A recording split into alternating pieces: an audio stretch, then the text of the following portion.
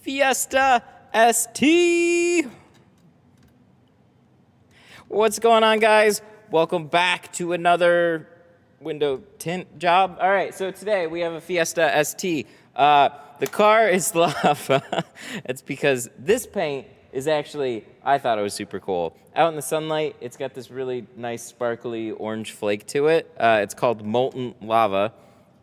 I love just some of the little ridiculous accents that they do on here. But unfortunately, this lighting just makes it look a little dull. So, hey, what can you do? All right, but, so I did already have a question on the spoiler because it is a big one. So we are not going to be removing the spoiler. The front quarters are pretty simple. The doors are pretty straightforward. They're actually like a little bit tall for the size of the car. Like, what's funny about these cars is just the sheer size of the door glass, and then even in the Honda Fits, like, they'll make them even bigger and add more glass and stuff like that. So some of these small cars might actually seem like they're way simpler, but there's generally just as many windows as a full size. So the spoiler is gonna stay on. We'll tint around it, just like the Focus ST. I think it's got a bigger spoiler than the Focus ST, though, so we'll figure it out. We'll have a good one. This will be a good day, right? So we're going to get started here pretty shortly. How y'all doing? How are you all doing? Looks like everything's good to go. No drop frames? Hell yeah. Just some GoPro issues before we got started.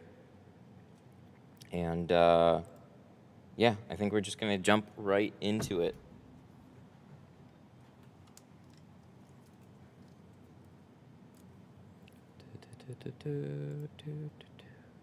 Yes. Okay. Cool.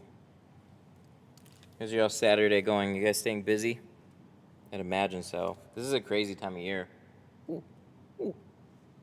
I felt like my brain just compressed. That's good and healthy. Can we turn that up? Okay. GoPro. No.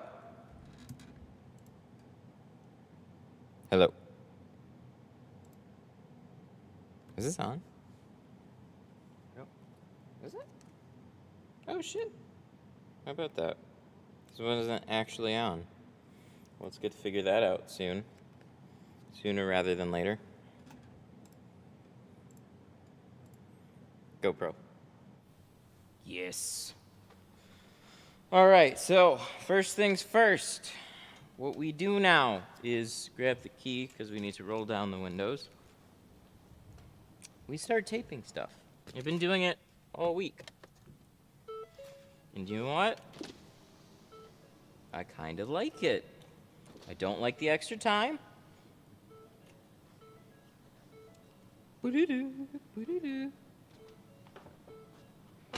But it helps things. I love how the door chime is always just for that door. It's never for any of the other doors.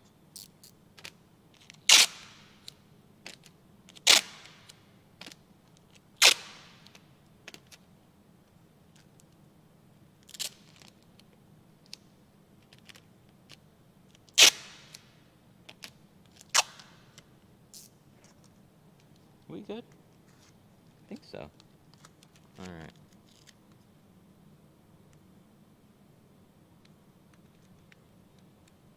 Ooh, we got radio. We're gonna have to stop that.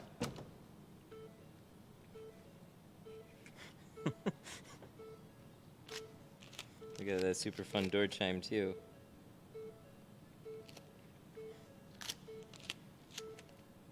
I'm gonna shut this in just a second.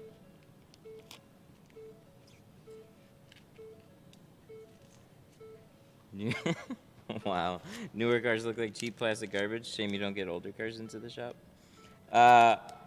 I'm not sad about that at all. I would much rather have newer cars than older cars. There's a significant amount more time and frustration on certain older cars, especially when you get into classics. It really starts to become own other skill. One that every time one of those pops up, it's been so long since I've done one, you start to forget.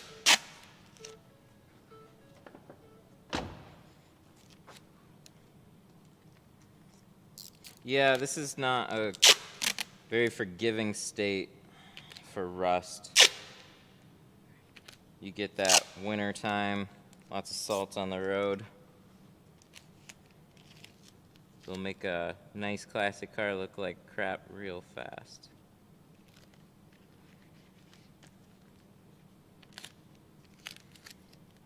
So this window doesn't actually go down all the way.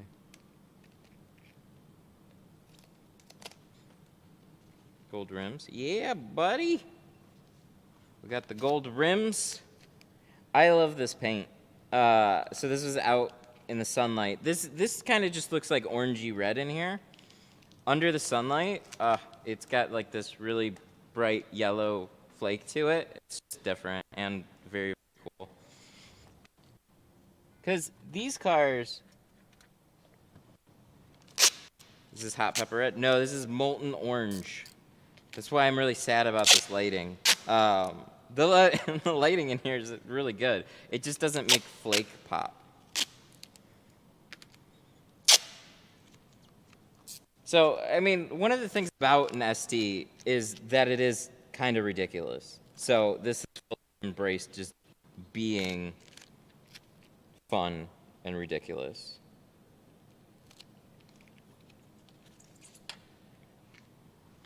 You're gonna tint the back window? Yeah, absolutely.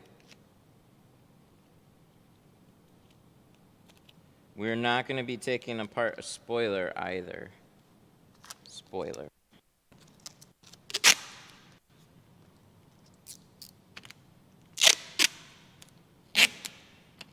Would I want to own one? No. No, it's not for me. But I can appreciate it.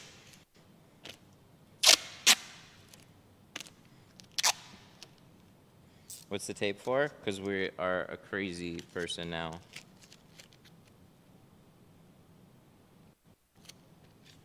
It's to help with dirt from the sides. It's something that I've always said, not necessary. And we just have more time now. We have more time to make jobs look that much better.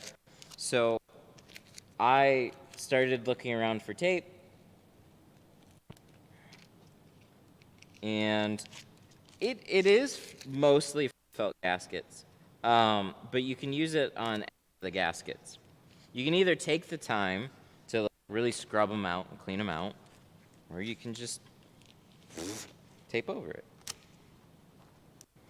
I kind of like the idea of taping over all the seals. Ooh, that one just whistled. It kind of just it's kind of about the surrounding area too. So the extra width covers up this area. But like this area too, right? With nice, clean, whatever. It's like a whole new seal now. It's brand new, never been tinted. Any type of tape? No. So packing tape works all right. I would suggest this one. Tuck tape. From what I understand, sheathing tape, I think, is what it's called. But look for tuck tape. There's a red version and a white version. They have other ones too, but those ones especially, as far as I can tell, it's just a color difference between the red and the white. They're great though. They stick really well. They're thin and they're plastic. So they're not really gonna fall apart when you spray water. Where something like, what always was recommended or what I would see people use is like 3M painter's tape. It's thicker, it's papery, it's got like a wax coating on it, so it's like it's not that bad, but I always had more problems with it than not. This stuff has been really consistent in sticking to much, much more. That's not going to be obnoxious. I don't miss that at all.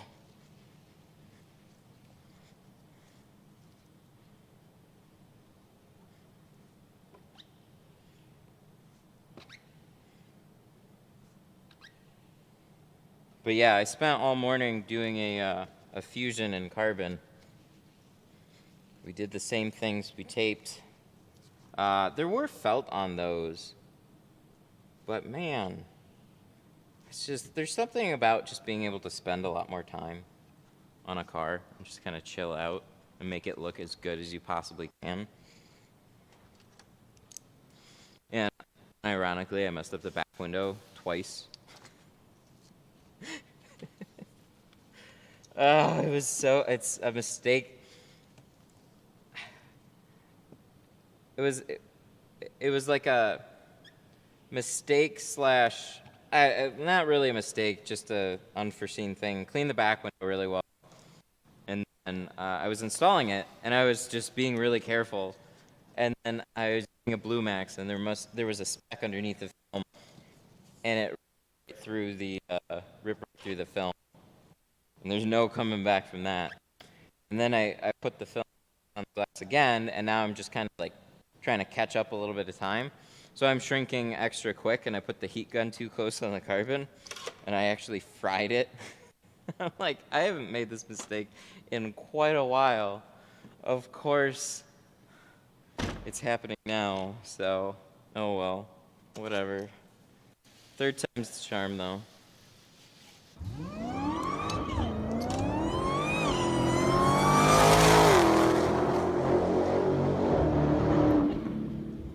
$5 super Dorito chat. super chatted $4.99. Have a blessed day, Doritos have been getting stale because you haven't been here. No see. $5 super chat from Dorito. Have a blessed day, Mad Attack. Long time no see. Yeah, good to have you back, man. Thank you for the 5. Actually, I just mostly forget that I have the Doritos there because I'm so used to like not having food where I am when I'm working. So it's just like at the end of the day, I'm like, oh shit, I had Doritos there.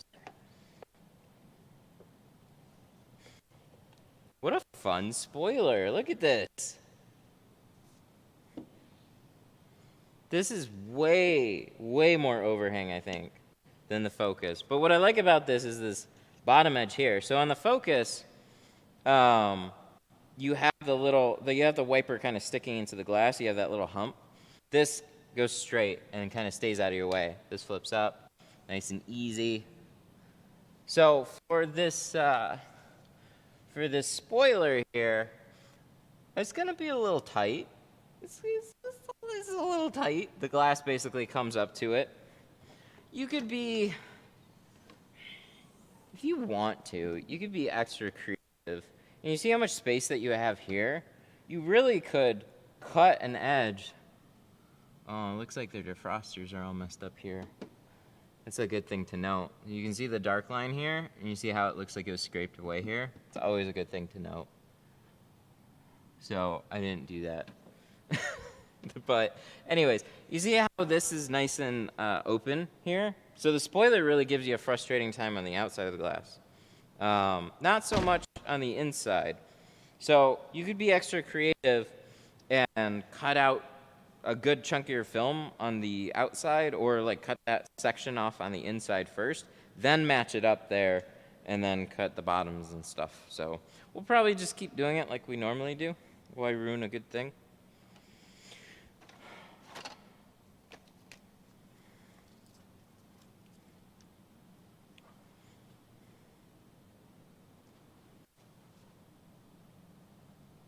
So we're going to tuck this up here as much as we can. We're doing 20, so we'll be able to see this fairly well. Where do you get the tint from? We get it from Geo Shield. I gotta order more, speaking of which. We've had so many more ceramics and carbons lately. I need to do some restocking and inventory because I have a giant pile over there of like partial rolls and stuff. Lucky you have glass. I don't. I'm sorry. I'm working on it.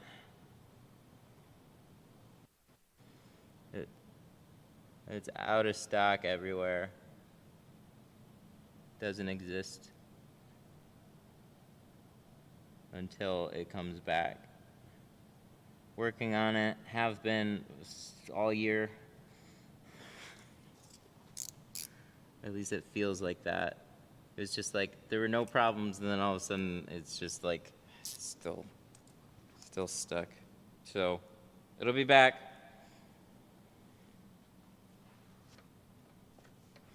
If the film is too thin, will bubbles come? No, that has nothing to do with the thickness.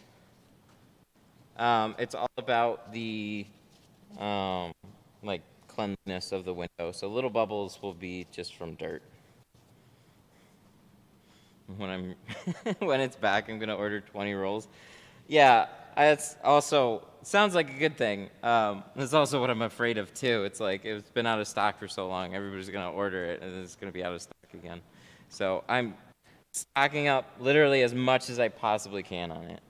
So it's happened one time last year, and it's just like the surge in demand. Like so, there's like a steady flow of it, and then if not my fault about the shipping, but definitely on the heads up about the demand, which I totally just didn't see happening. You know, winter's relatively slow, and we weren't moving a whole ton of it, and then all of a sudden springtime hits, and it's whole stock cleared out, and then there's been nothing but shipping logistical issues. So that's been like a huge downer. So that it's like things just keep getting pushed back. So, yuck.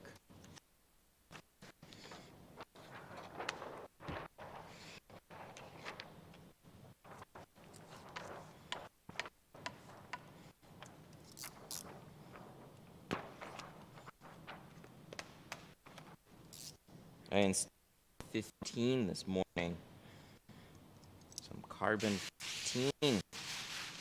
It's actually the first 15% job that I've done in the carbon.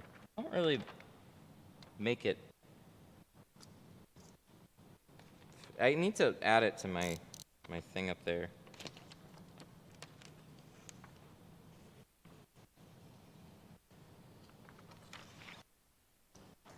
I could really use some helper tips. With what again? Sorry, I missed that.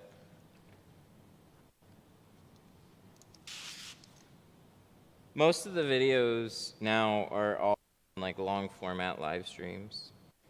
So if the car is not there, then chances are probably not. Never been one to really do car specific ones, but maybe I have a suggestion. I just didn't catch what the car was.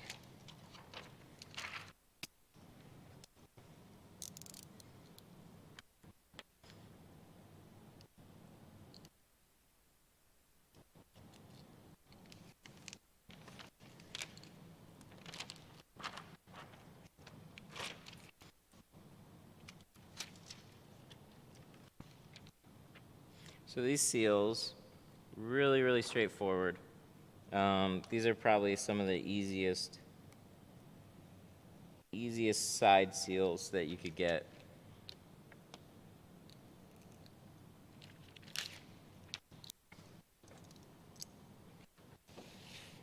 I heard you use baby shampoo and do you mix 50-50? I do like 1/4 to 1/3 Dawn, and then the rest baby shampoo. I don't know why, it just works really well with this film. This film has some sticking issues.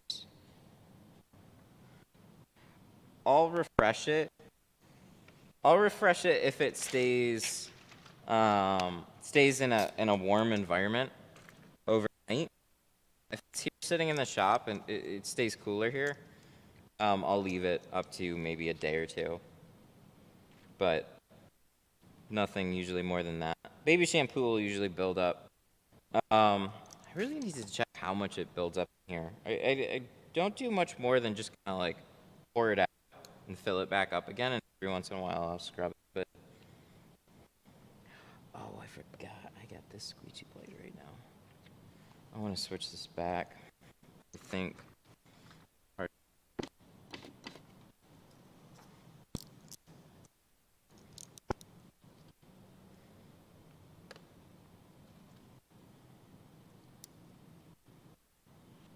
In my brother's Silverado, and every time I tint it, there'll be marks on the door panels.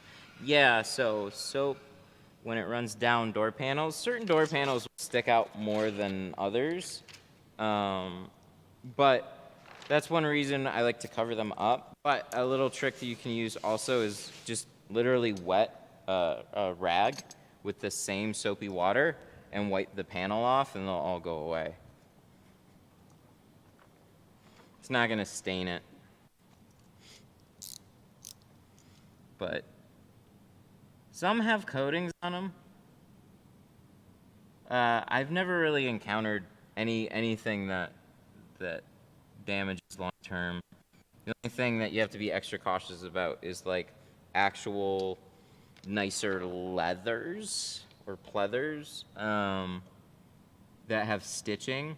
So they're usually on like the mid to higher luxury cars. They'll have stitching, and then if you get soapy water in there, or just water in general, all around the stitching will swell up.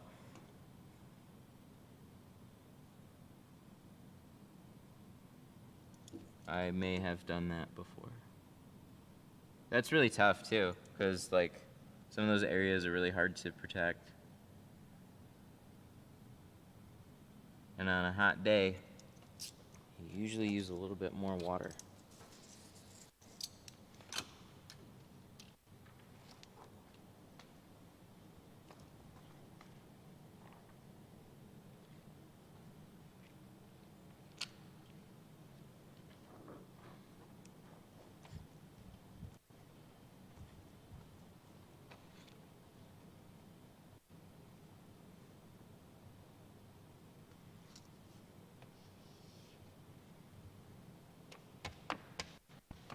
So I set up the flat out again. I don't know. Maybe I just have bad luck with the flat out right now. I had another, like, couple windows. I started to see little scratches on them. So I even, like, trimmed off the edge. But I'm not super fond of this blocky Blue Max right now. I just don't know what's going on with me and the flat out. Where did I put my, there it is. I also hacked up one of the edges too, trying to trim it down, so we gotta put it in like this.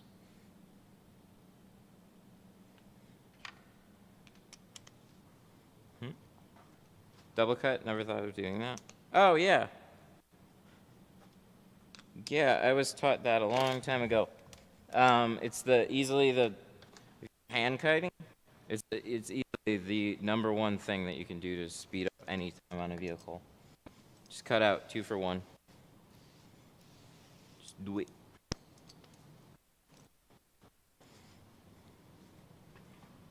So for double cutting,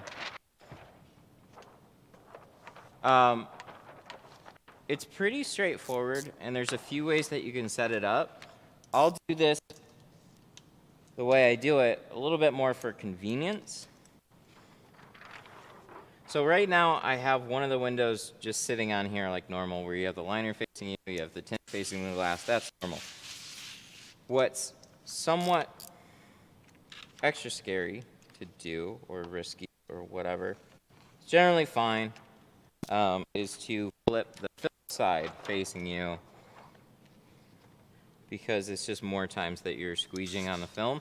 So if you just like, if you're not being careful, you make extra squeegee marks and stuff like that, like, or extra squeegee passes. What you can do is, like, if you have a little speck of sand on your squeegee or something, you'll just damage it, create a little line there. So make sure your squeegee's always wiped off. But I like doing it this way because then I could just peel one side off, take it over to the other side of the car, and it'll be all ready to install. If you don't have like a glass board or something to like put your corners on, taking these little extra steps, or like setting it up this way will just kind of speed you up a little bit.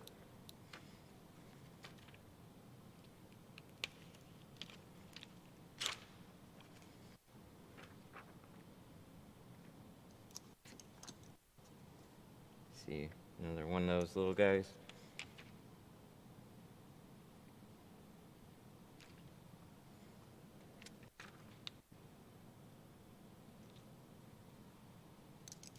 Cool.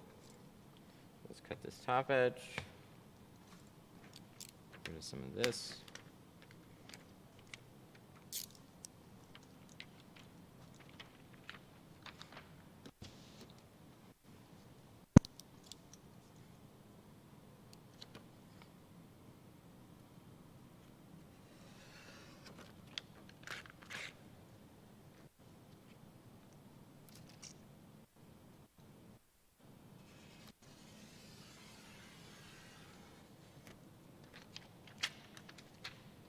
So here, though, I need to get glass boards or something on this side of the car. Depends on where it's facing. So I'll still try and cut my corners and stuff off the car if I'm running around. Everything gets done on the car, so this would get done on those doors. But any less cuts that we can do on the glass itself, the safer we will be.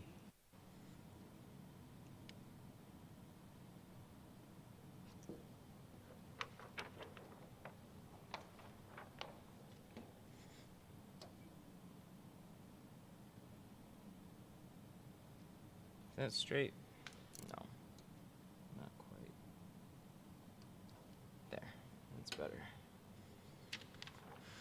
Around this corner, just a teeny tiny bit. It's pretty squared off, so not much needs to be done there. And then this guy right here. I'm finding my straighter lines happen when I kind of go this way, from left to right, away from, you know, where I need to be more exact. Just kind of follow that edge. So then here, right? So let's say you're on the car, you double cut everything. Now it's as simple as peeling one away from the other and then carrying it over to the other side. Just saves a little bit more time, that's all.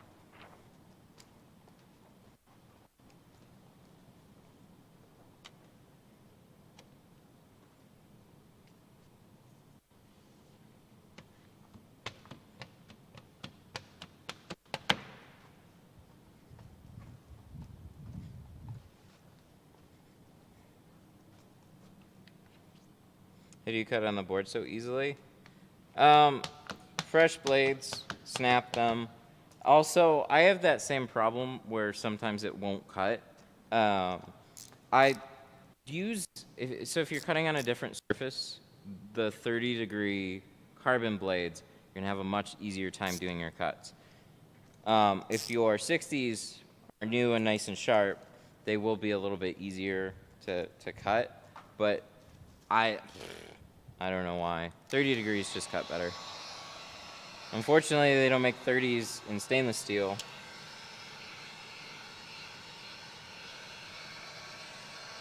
I don't know why, but they don't. It's always 60.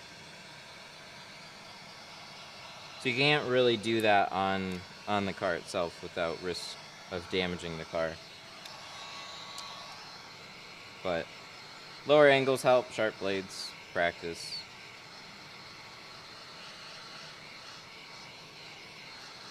But you'll see. Sometimes it doesn't go as smooth as that. We got at least a little bit of a groove going So things are going well so far. I'm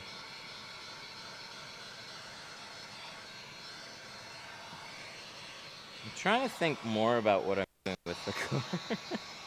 There's a lot of times that I'll kind of go on autopilot for this. It's like you just walk through the motions, and like then I'll put something down, I'll misplace it. I'm starting to try and like getting really comfortable doing the streaming and tinting. Takes a while, and like dealing with all the little technical stuff that can make it not work quite well. So we're getting better, I think. Helps when you have a easier car to do too.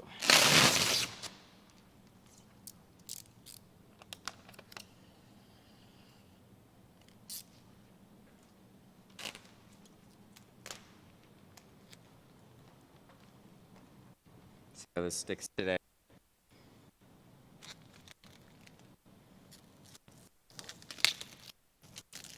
Not too bad. It's a pretty decent stick. Good job. Good job. Those little quarter windows that we're gonna have to prep to here in a minute.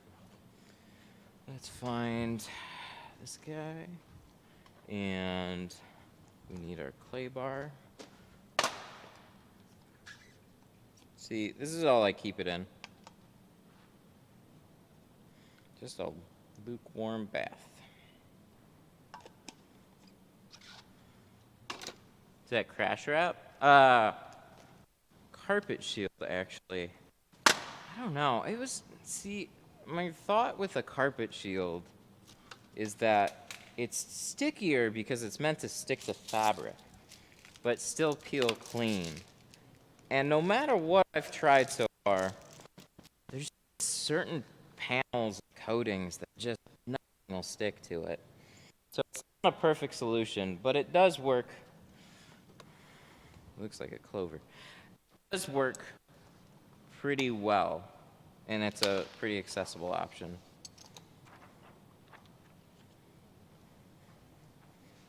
So every time I get it to stick like this, I'm happy.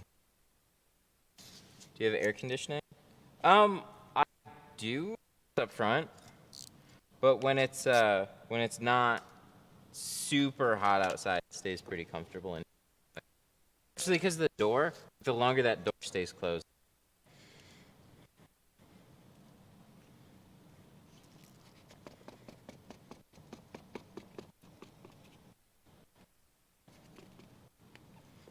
So I leave the air conditioning up front. I leave the doors open to the up front, so that helps a little.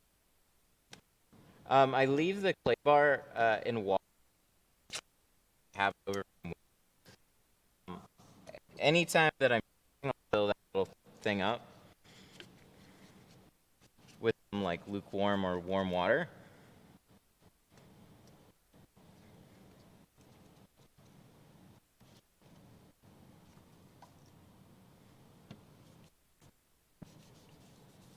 Help keep it so the glass and clay bar harder. So they stick. Bars like softer glass ones. If the glass is hot, they'll stick to the glass. Is the audio breaking up? Oh, could be. My bad. I don't know why some days are better than others. Hang on. Canon. Canon.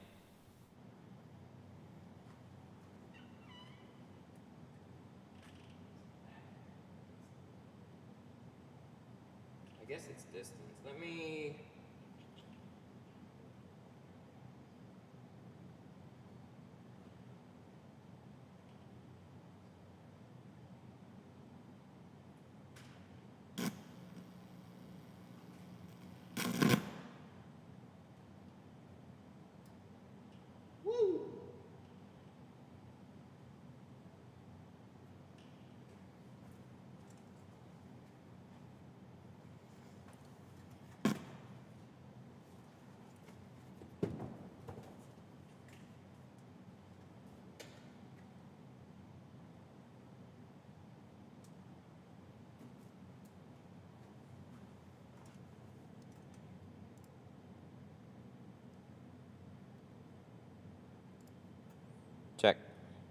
check, check. Hey! Okay.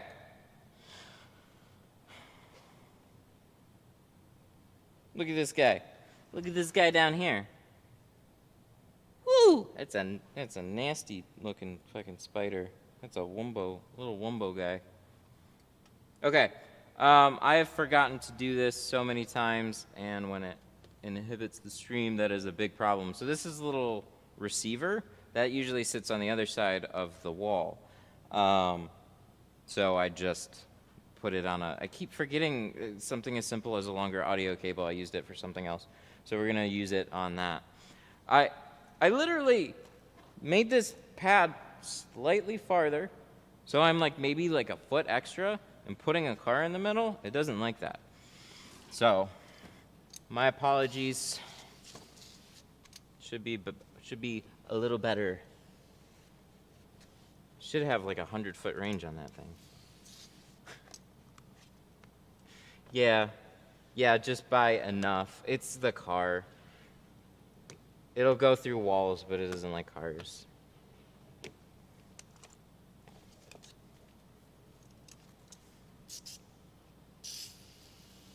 What's the white tape on the door? Tuck tape. Sounds like duct tape. Tuck tape.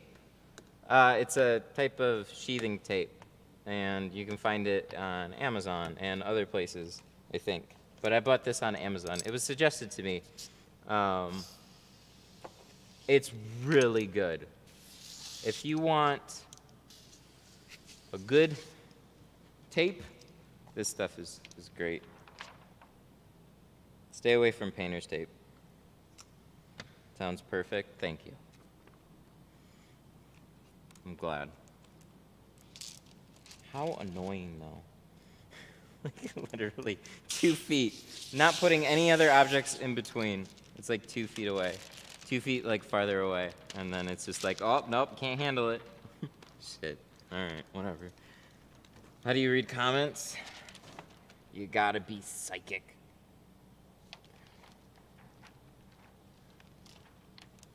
Text to speech. Or that. Or text to speech.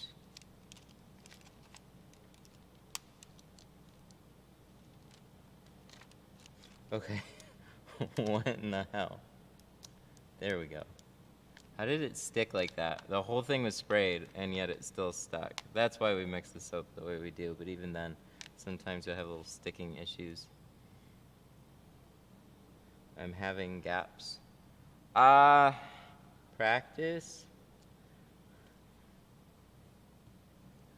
I wish I had some more advice on cutting and gaps and stuff like that.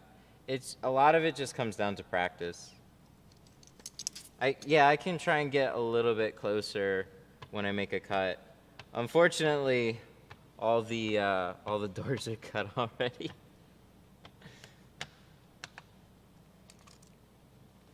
It's a nice Fiesta ST, isn't it? I'm sad that my camera doesn't, or the lighting in here doesn't do this paint justice. It's got this, it's molten orange, and it's got this really bright yellow flake that when it's out in the sunlight, it lights up really, really cool. I mean, we usually have lots of like gray and black, and every once in a while we get a white car, cool, but color cars are so few and far between, so it's nice. It's nice to have.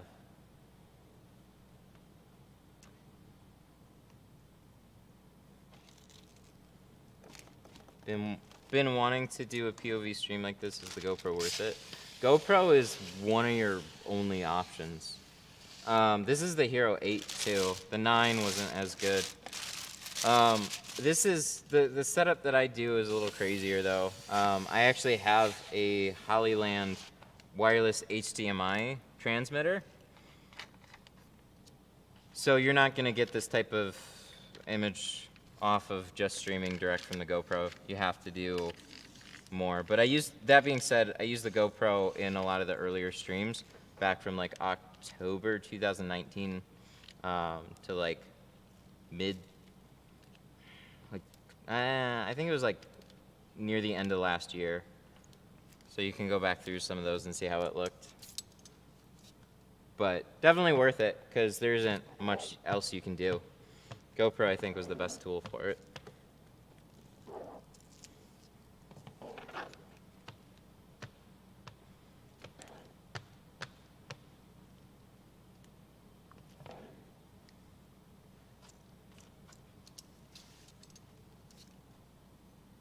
All the other head-mounted cameras, they don't do streaming.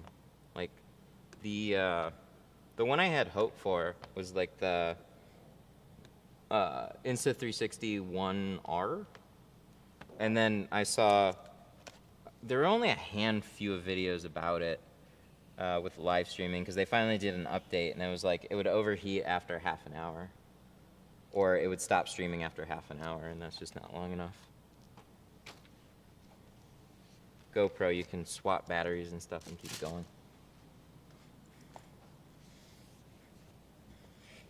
Let's check this out.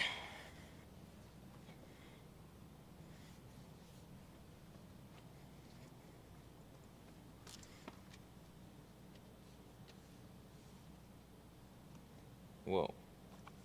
Whoa. Thought it was all done. What is this giant air bubble here? Oh, now it's gone. Okay, we're fine. You know,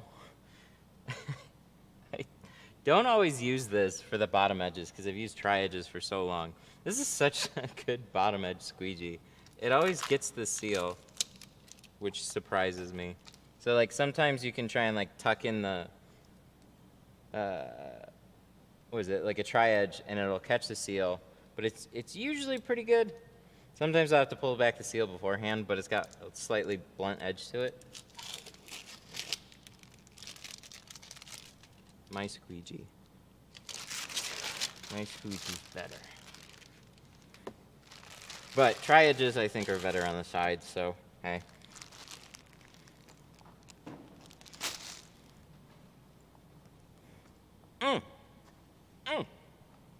That is a good-looking window. Okay, we're done. We're done streaming. We did one window. It looks fantastic. I'm trying to, like, out-tint myself. Every time you aim for as perfect of a window as you can. And that's one reason we added the tape. Just a little extra thing that we can do. I'm almost finished wrapping my WRX gold to red color shift. That's cool. Is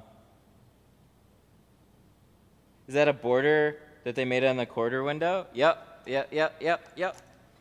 These ones are easy. I was very happy about that. Was it an ST? I know there was one really small Ford that, it had to have been the Fiesta, just like an older version of it that had like this really annoying gasket style quarter window on the door. But this, if they're gonna do a quarter window, this is kind of what you wanna see, where they just give you a nice border so that stays really simple for you. Because they're extra little windows that take up extra dumb time. On a lot of cars, you look at them and you're like, I can't even really see out of those. What is the point? Best I can figure is they just wanted to make doors easier or something like that. I don't know, because like these are just now big flat edges, simpler windows, and then they just slap some quarter windows. They do that on like the Cruises, lots of other vehicles too. So anytime we have like a little quarter like this with a border, I'm happy about the border. I like to do this on minivans too.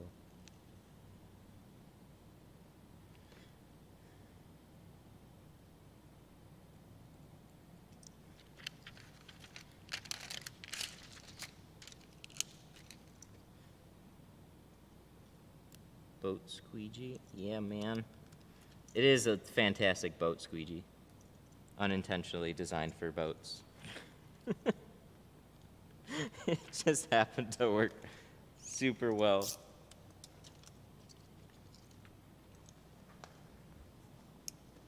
What's popping, dog? Oh, this ST. Ooh, I just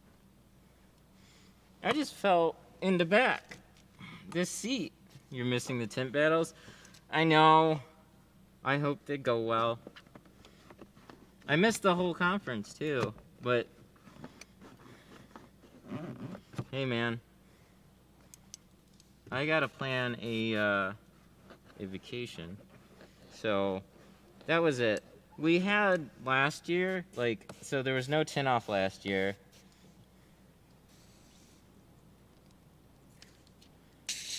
And so many things were shut down, and we had a baby in November, so like we couldn't do pretty much anything. So this year is like, the tint off, and I'm like, I need a vacation. That's just a vacation. So that's what I'm planning for. What's funny is it looks like we're going to Texas. We thought we were going to Florida, but I think we're gonna go to Texas. That's where some family is, so I just want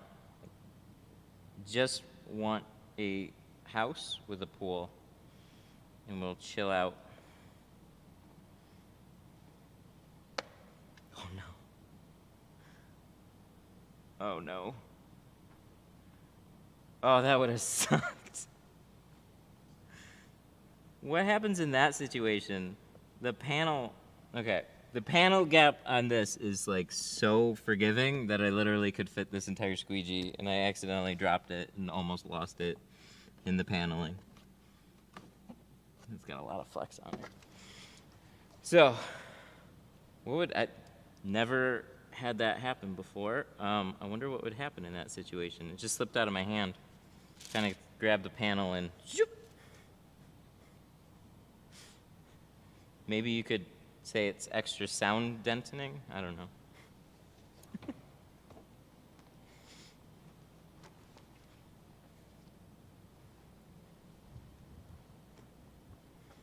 All right, so that's done.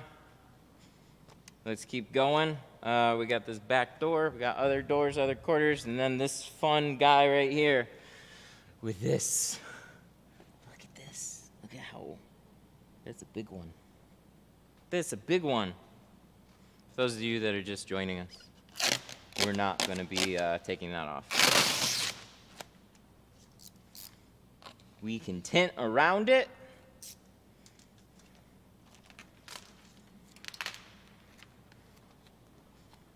I think.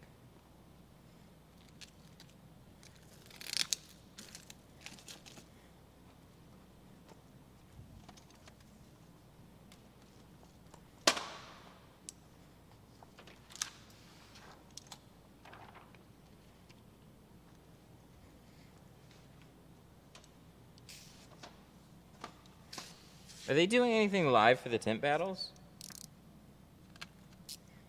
That I wasn't clear on. Nobody told me if they were. What's this tape? Wait, what the? Is that where I put my other roll? There we go. Ew, that one is done. Let's grab a new one here. I thought that one was clean. Definitely not.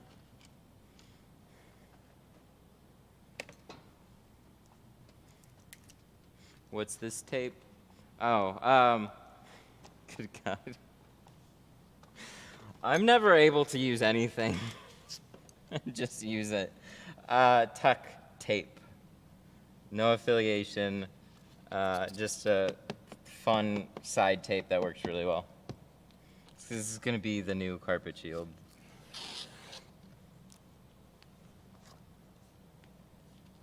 You should hit him up and be like, yo, dog.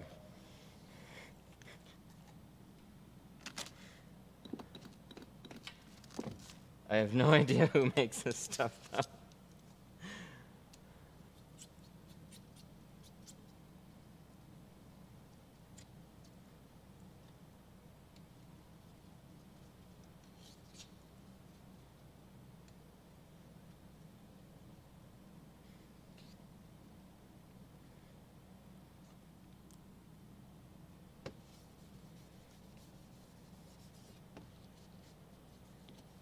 They need excellent heat insulation. So you're gonna want to look for ceramic films.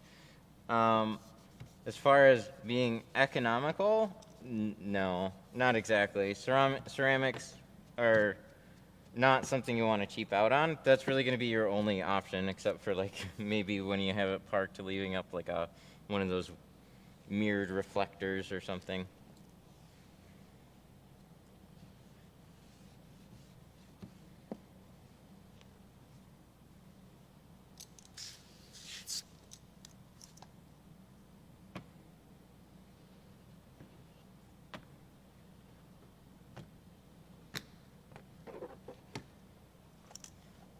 Alrighty.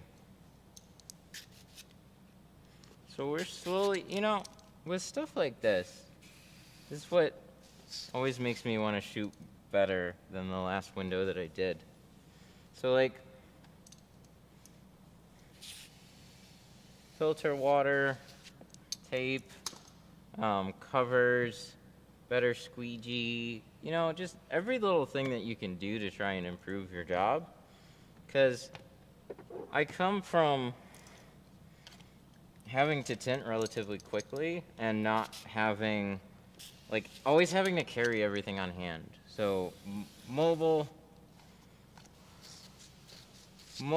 running around, like, there's only so many things you can carry with you, and then you're tinting in one bay, and then you're tinting in another bay, and then they don't give a shit. So, like, then you stop to care as much, and you do the best you can with the place that you're in, with the time that you have. And now that we can set aside more time and control our environment a lot more, I've been putting more effort into little things that I just never really thought about very much, or just, they're not must-haves, but they're little things that help. So while I can tint windows fine without tape on the sides, I will say it's way more consistent to have something just covering it up completely. And we're talking about like little speckle differences. So sometimes you might have a couple little speckles there. Now it's like you don't see them like anymore. And it's like, oh, well, I like doing this now. I just got my tint. I have a couple speckles. Is there anything, or should I be concerned about it? Well, if you're not happy with it, on every tint job, you'll be able to find something. So when you're nitpicking it, there's always going to be something that you don't like. It's an aftermarket process.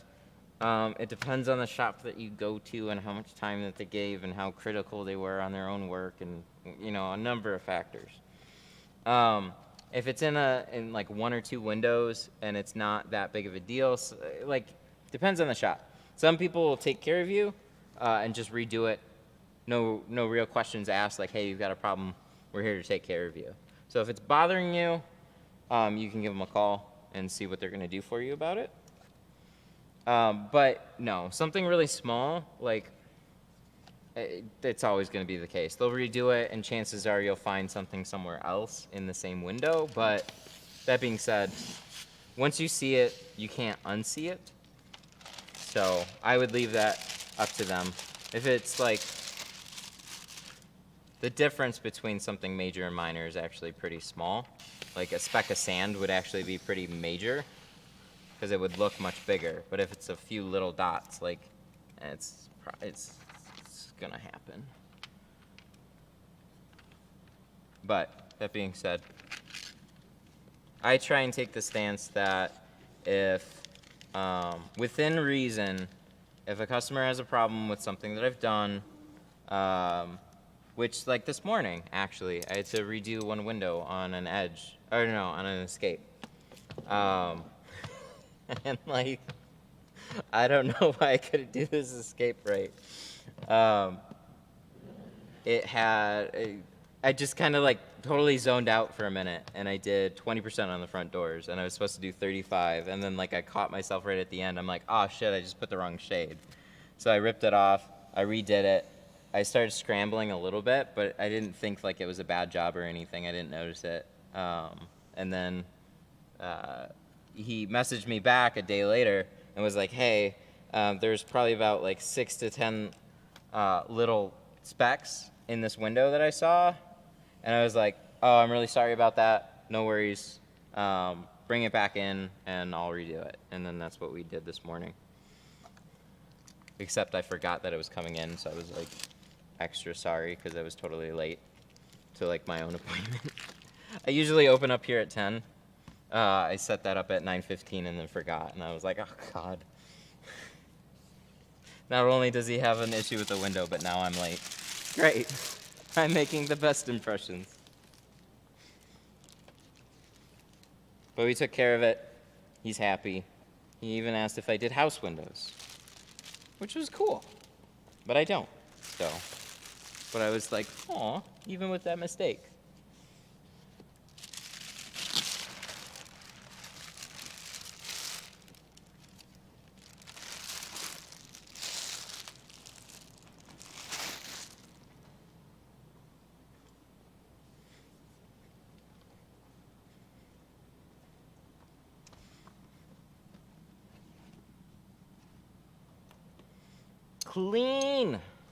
Clean beam.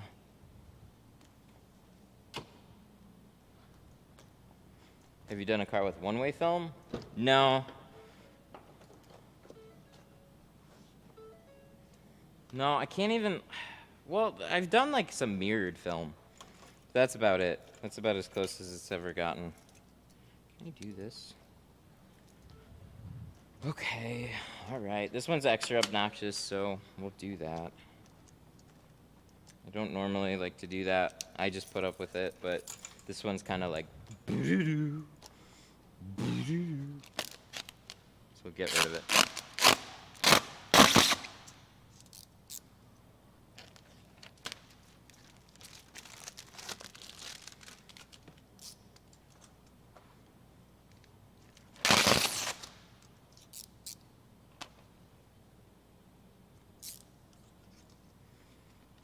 I'm getting 3 cars a week. Any suggestions on where I should post? Ooh, marketing. Depends on how your business is set up.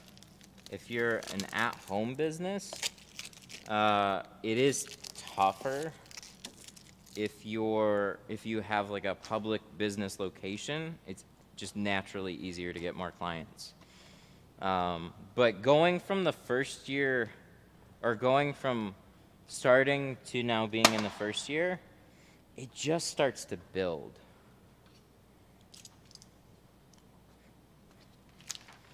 I didn't have a ton of luck on Facebook, but it's not that it's not worth posting there and marketing there.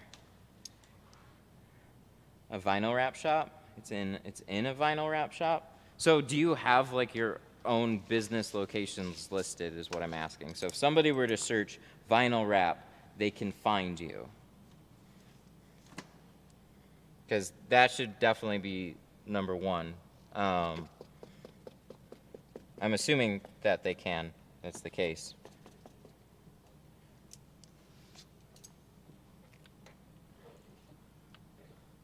Vinyl wrapping is also, like, I don't have any experience growing a vinyl business, but I do know that there's probably more window tinting clients because it's also a cheaper thing to get into. Super chat. Washington Cannon. Correa super chatted $2. Cannon. Do you use a clean towel for each Really? window? No, we're not going to do that. Okay. Hello. Okay, good. Washington with the 2. Thank you. Do you use a clean towel for each window? Yes. I'll switch out towels to be new, but no, I won't always use a clean towel for every window. I'll start to like fold it up and stuff like that, but thank you for the 2.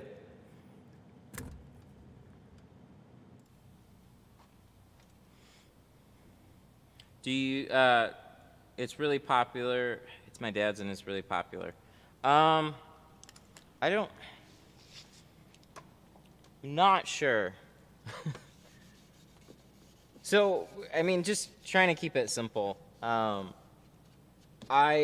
did marketing on Facebook, and we had lots of inquiries, and I found that it was a lot of messaging back and forth with people, and there weren't as many people coming in to get stuff.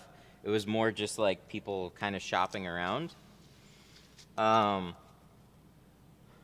We posted cars consistently on Facebook and Instagram, and I think it helped, but I don't know how many people actually came in off of that. It always seemed like it was like really saturated and didn't do very much. As soon as I had a public listing on like Google My Business and people could search window tint and then find me like a regular business, that helped the most. Advertising is just really difficult to stand out. So, depends on how many people are searching. I don't have any experience with vinyl. I know it's similar to window tinting in certain regards, but it is more expensive. So generally I would think the clients might be a little bit different. Window tint you can get on an old beat up car, or you can get on a brand new car. Like there's a lot more, and it's a little bit more affordable. But it's not as eye-catching. Not as eye-catching as doing a complete vehicle vinyl transformation. But you have to try and figure out what's going to get you known. Kind of like the CK Raps channel. He's just like the YouTube vinyl guy. There's a couple of other ones too.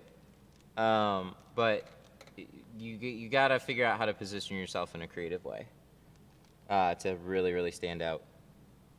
That's tough. That's really tough.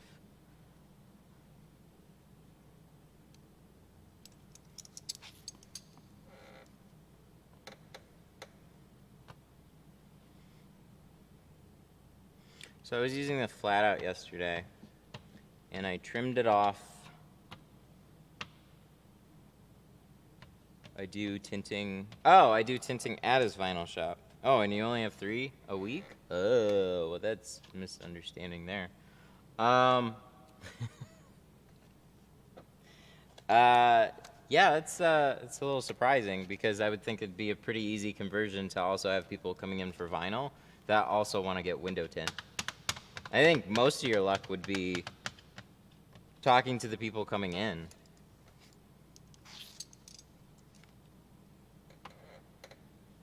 But anyways, I was using the flat out yesterday, and I ran into 2 windows where I scratched up, and I don't know why.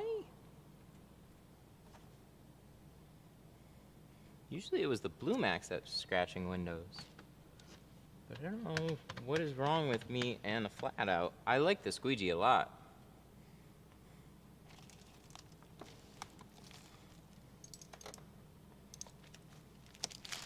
...2001 Lexus Gold?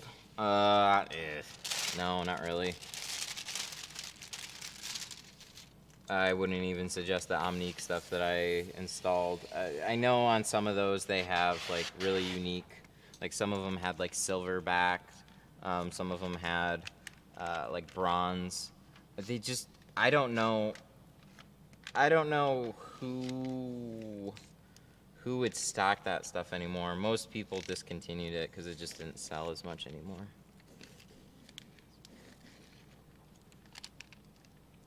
I'll have to get a different one. I don't know.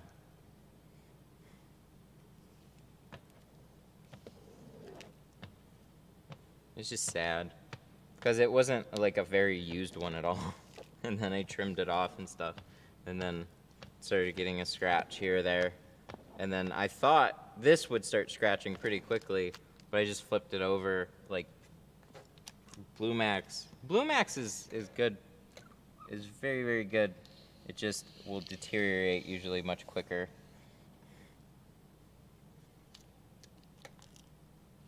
Which is why I like the flat out.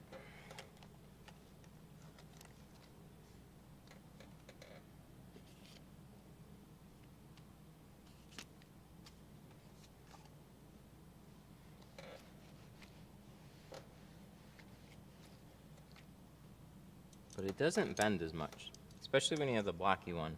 So extra water, be careful. Give it a good pass.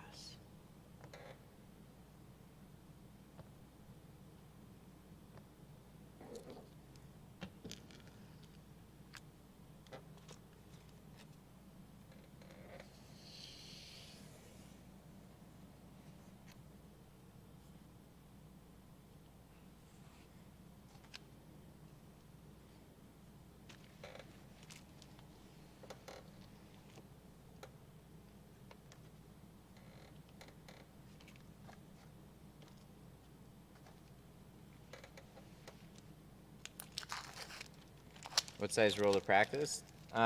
Get 36 for sure for back windows, and then 20 for like sedan doors, and 24 for trucks. Depends on what you're practicing on. 20, they're just easier to handle. You can cut a 36 in half and save some film. But if you just want something easy to practice with, short rolls for the doors are gonna be like just, it's easy to just take another piece, slap it on the door, keep doing that, rather than splitting a 36. So get both.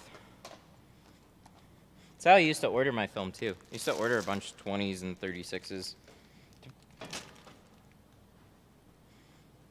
I've been flushing, seems to come out cleaner. Should always flush your toilets.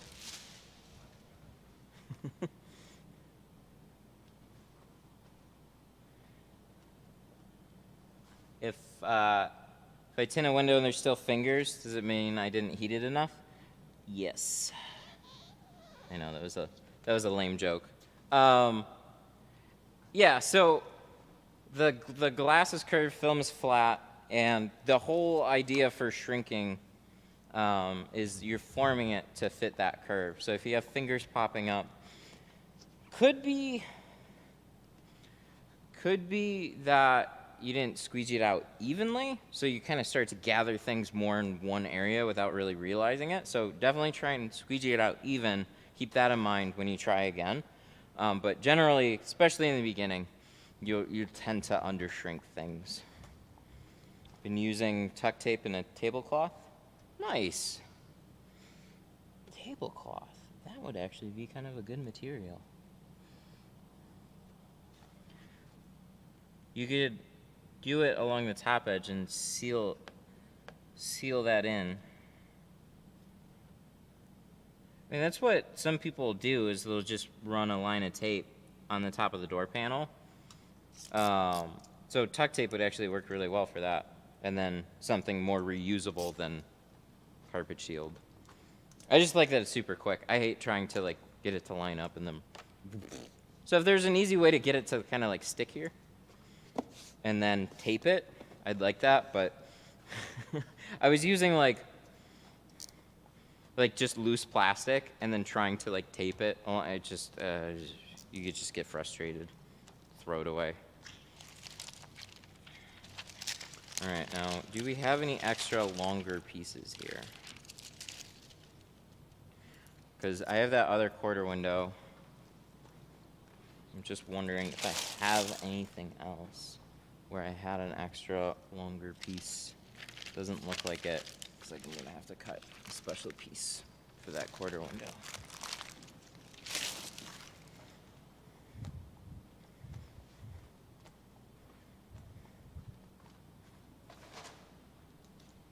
You put a couple pieces of tape to hold it first. Ah, smart. I like that. You know, it kind of reminds me of this stuff here. I was giving this stuff a go. It's been sitting in there for a while. This is a re-stickable tape. It's two-sided. So the idea was actually just stick it on the door panel, slap loose plastic over it, and then it would peel off and kind of seal in that edge. This was actually kind of a good, really smart idea that I was playing around with. And I think I had a similar issue where it was just like some of them stuck and some of them didn't stick very well. And then whenever you used it once, you had to let it dry. So I didn't really have anywhere that I could kind of let it hang for a while. and just dry out. I could kind of put it on the toolbox, but when you're doing like 5 sets of doors back to back to back to back, or a handful of cars, it wasn't exactly something I put a ton of effort into setting up, so I got more of a nuisance to kind of try and use that all the time. But it did work.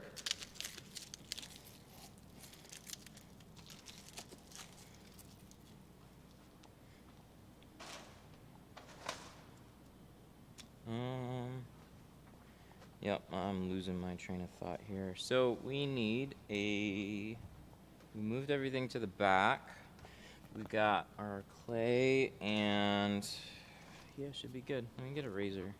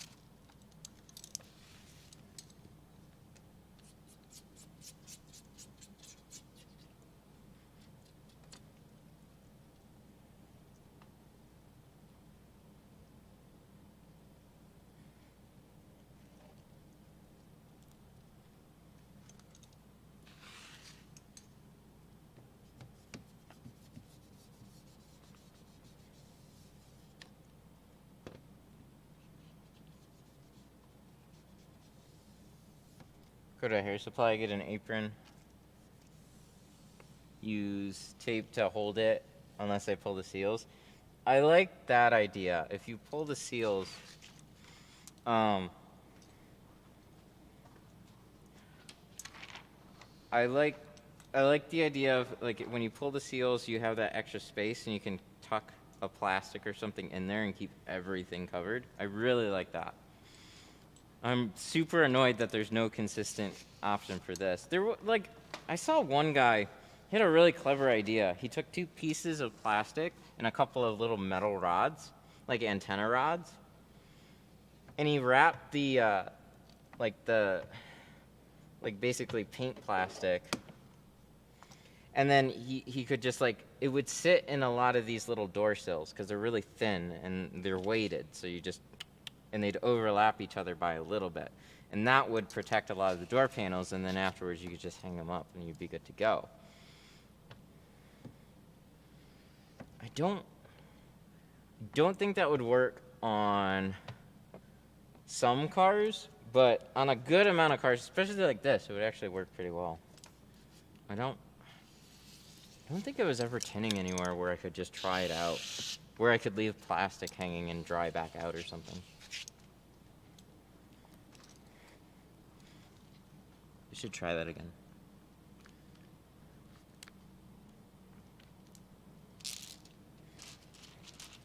There's got to be something.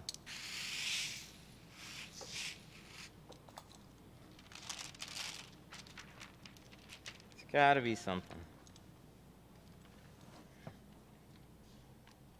It's kind of a lot of mediocre options. Things that either take longer to do or things that work fast and just aren't quite as consistent.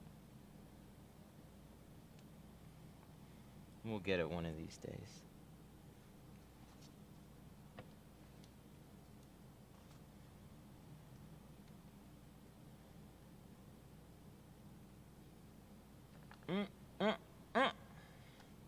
Dang.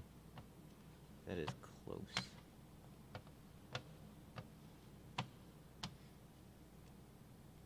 T-back? What? I gotta read that. Same as tuck tape? It's, so this is, sheathing tape. So if there's a actual local option, I didn't see if I could find this in stores. It was just somebody pointed me in the direction, I bought it. They said it worked, cool, tried it, yay, good deal. So there's something that we can buy that's locally available, which sheathing tape, I have to imagine, is widely used in construction or something, right? So there'd probably be a handful of different options out there. So packing tape is also, like, if you can find a good one, packing tape worked decently well. It just wasn't as sticky. This stuff is like the right amount of stick. Grabs most surfaces really well, and it'll peel off clean. And I like the width of it too. I like that it covers extra.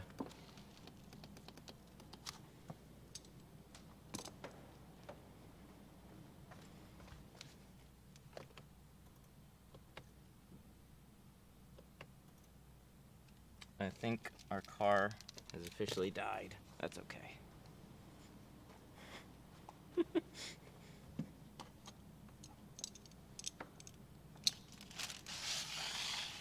Got that little jumper box. We got the windows done. Funny, because the same client where the car died before. Let me make sure this is plugged in here in the meantime. So we're gonna leave that there. I have jumpers too, and it'll be all good. It's just kind of funny to me. It really is. The guy that brought the car that we did the removal on, that died on us. And I haven't had a car die in here. And then, of course, the Fiesta. The Fiesta took a siesta. But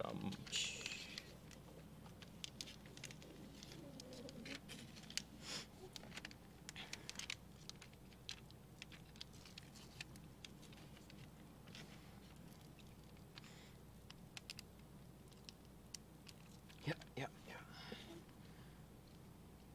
Come on. Let's work this air pocket out. It's big.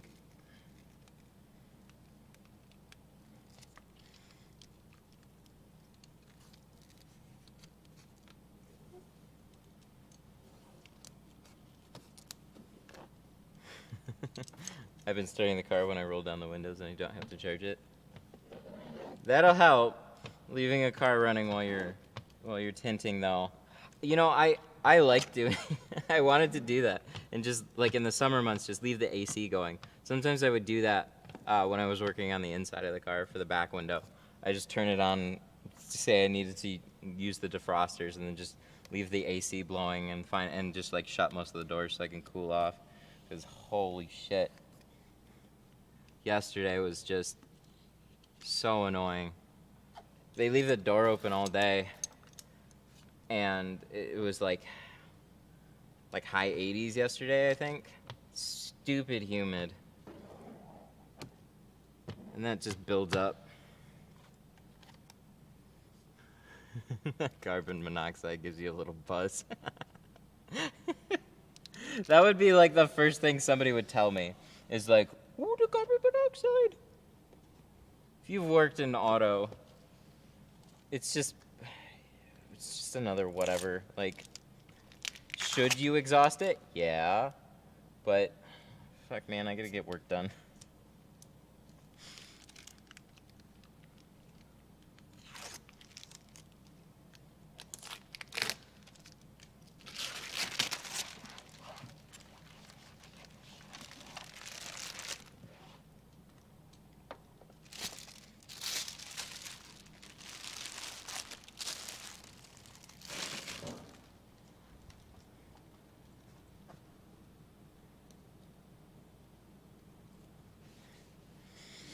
It's tough. Got my car tinted yesterday. Noticed this morning 3 cuts on the glass. Tinter claims no faults.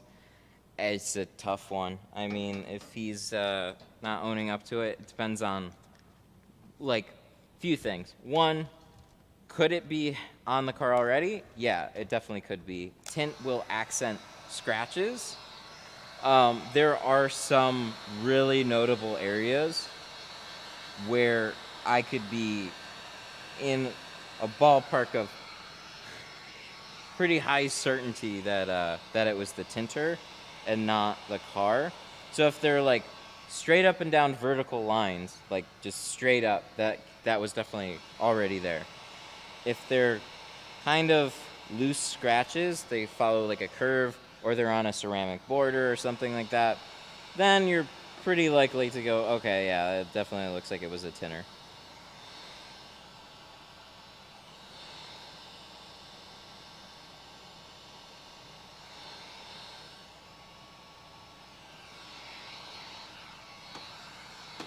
So, shops will, a good shop would own up to it and fix the issue.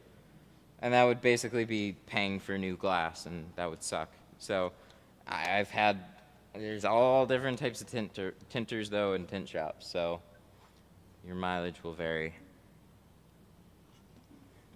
You know, it's like scratching paint on a car or something like that. It's just thorough walk around beforehand, make sure there were no issues.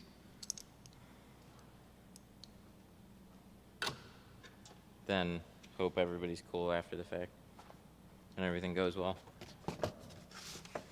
You could take him to court. It's expensive.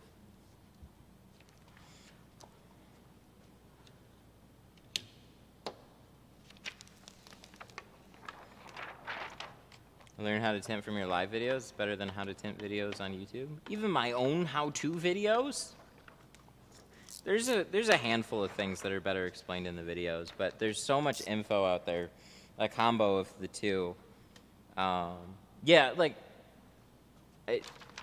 dude, if I could actually, like, one of the things I loved to do was always watch what other people would do. And you just can't see that. Like, nobody shows everything that they do. So here, it's very different. So you see what they do and what they do in different situations. So like this situation here, speaking of spoilers, you either have this plotter cut, which I'll hand it to plotters. Plotter would be way easier for this right now. Or you remove the spoiler, which sometimes they'll put tape along there. Sometimes it's a matter of taking off a little plastic and then a couple of bolts and then you're good to go. I like to leave everything as much as I can. So in this situation, I'm going to do what I do on all the spoiler windows. I'm going to create a little incision up there. You know what I'm going to do is I'm going to pull it back. And you kind of just like roll it in there. You're not going to crease it. So what we want to do is poke there.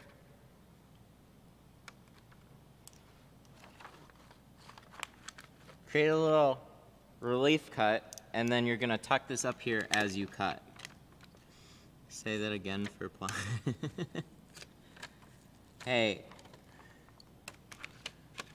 you know why I disagree with them. It just, whatever makes your life easier, cool. And as soon as it makes your life more complicated, I'm over it. So plotters with the right software are fantastic. And if you don't have the right software, then they're just not fun.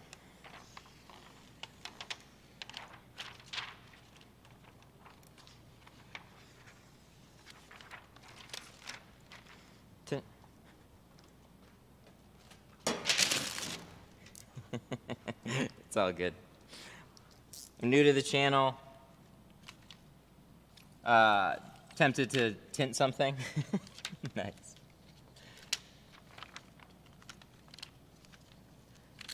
This channel can have that effect on people. Or just make people go, screw that, I'm good.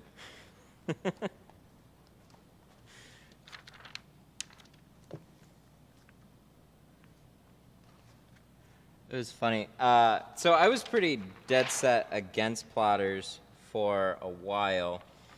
And then I'm going to straighten this out.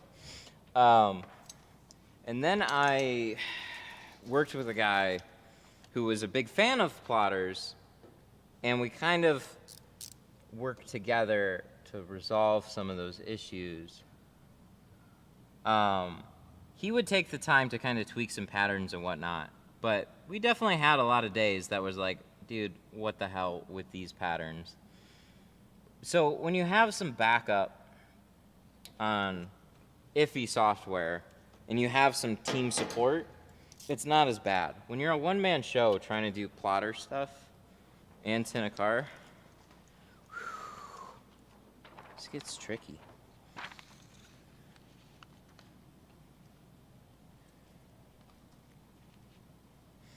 It would be smart to save the pattern for this one. It would be. And you know what? We're going to save it up until the point that it just gets in my way.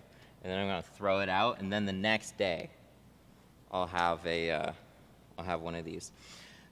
So I cleaned up that edge. And what's interesting about this spoiler here is that it actually has a fair amount of tolerance, a little bit of a gap in there, so you can kind of tuck this up into some of the spots up here. And there's not a lot of shrinking that needs to be done either. So we're just gonna kind of make sure that we're all tucked up here, cut off these extra little corners that'll be butting up there.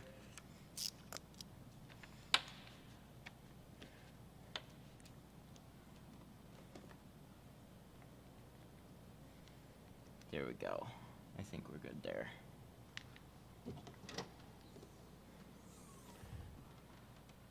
Ooh, slight gap there. Okay. So what do we need to do? We need to round these just a little bit more on this edge.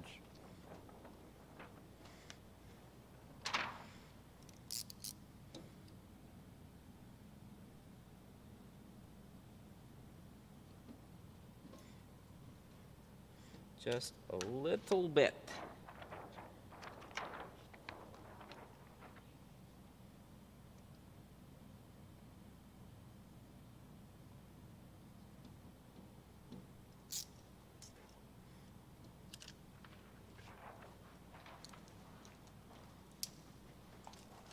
Kind of ruins my dry shrinking though, when you do this and spray it and whatnot. But not a lot of shrinking here. Just make sure that's close.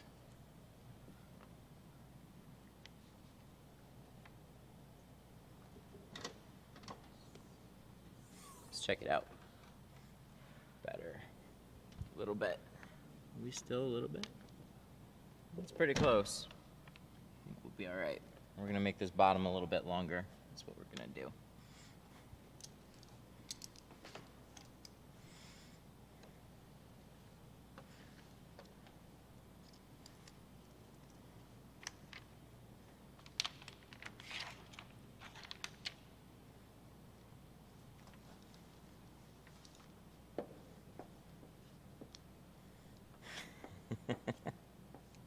Your ring is shiny now. You noticed. Yep. Yeah, one thing that I needed to do for quite a while was get my wife a very worthwhile wedding band. There was a lot of expenses earlier on in moving. A lot of things that involved getting married over here, that type of stuff. So I wasn't expecting to get one. It was going in for her and then talking to the jeweler, and now we have matchy-matchy.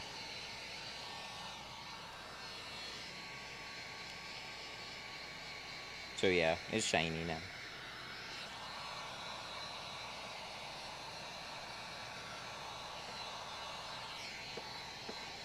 So this is actually wet shrinking.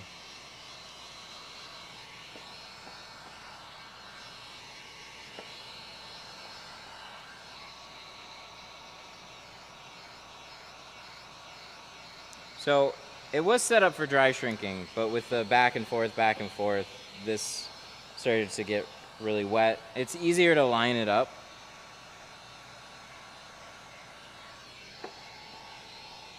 but it'll take longer to shrink. I'll do a lot more of this, or just kind of try and blow air underneath it and curl it. So that water will take a lot of the heat away. It doesn't shrink as near as fast as dry shrinking does. You can kind of get it to do this, the teardroppy thingy. That'll help. Got a little bit in the way too with this spoiler. Not as bad as the focus though.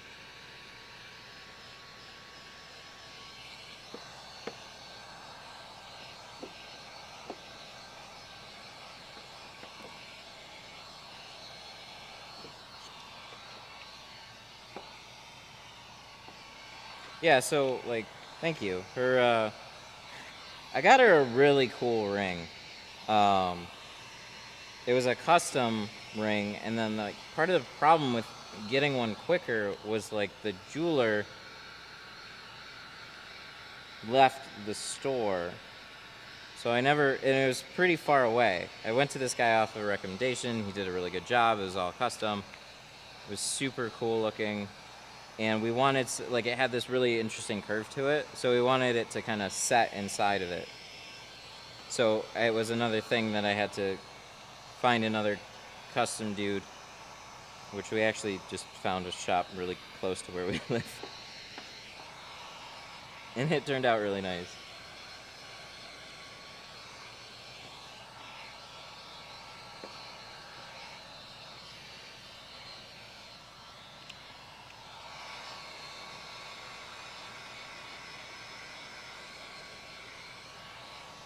Thank you.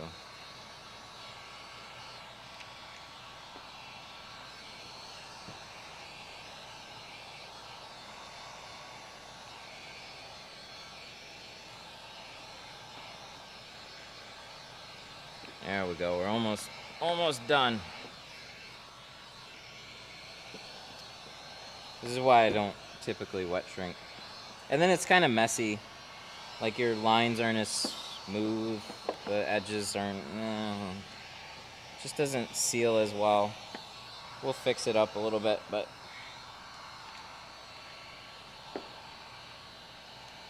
I've always liked dry shrinking a lot better. It's quicker, it seems smoother.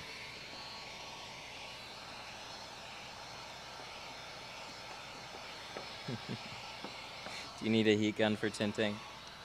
Well, I don't exactly do this for no reason.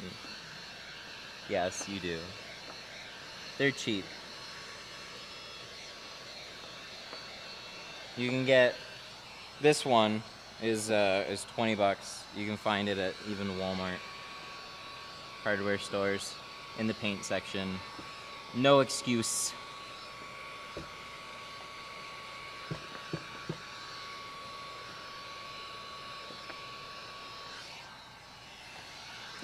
No excuse to not have one. You could even try and tint and then return it at the end. Okay, so what I'm gonna do is I'm gonna trim this.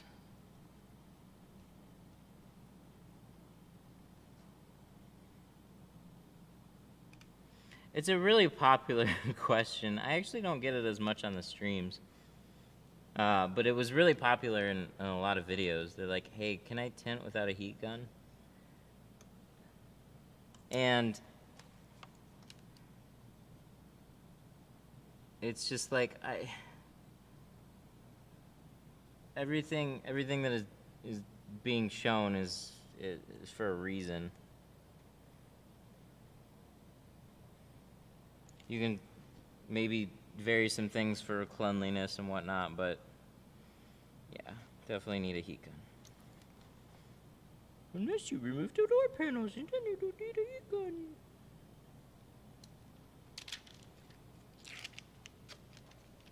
Except the back window.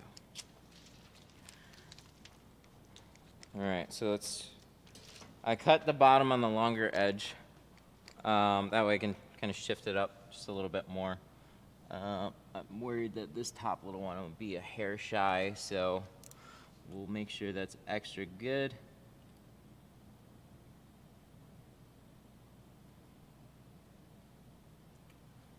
How did you know what we sound like?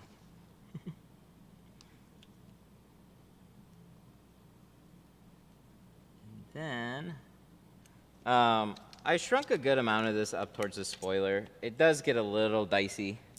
The closer you put the heat gun, the longer you keep it there.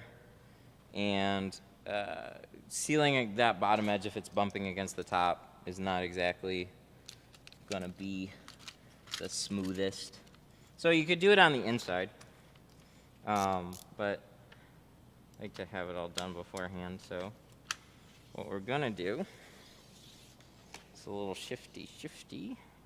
We'll tighten up this bottom edge here.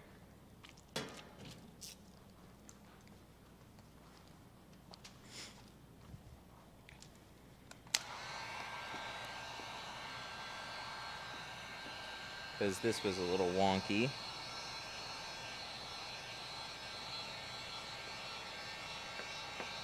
Now it even had a chance to dry out a little bit.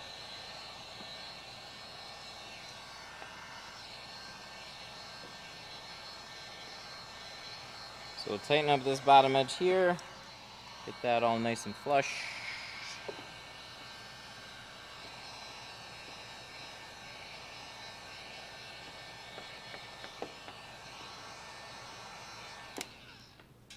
And then, ding, so we'll spray it again, and then we'll shift the whole thing down just a little bit, reshrink it, reshrink the top.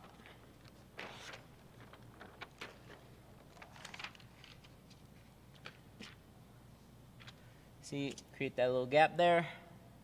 Now you have lots of room. Same curve.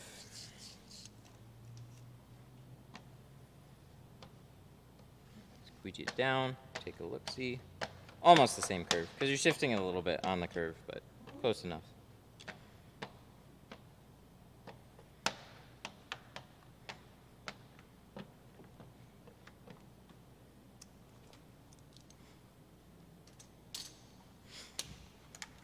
If you had to remove the whole liner on a side window, I'll do that for frameless.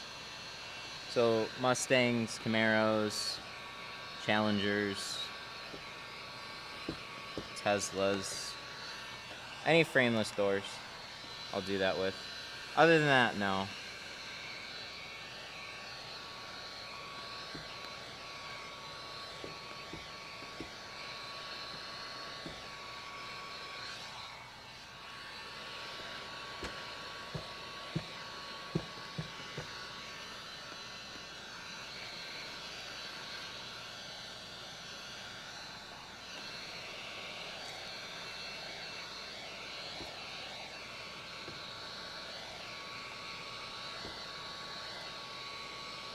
Oh yeah, that's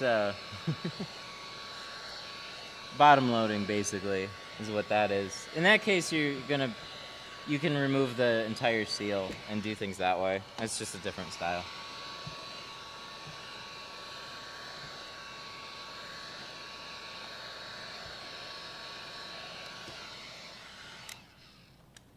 All right, that should do it.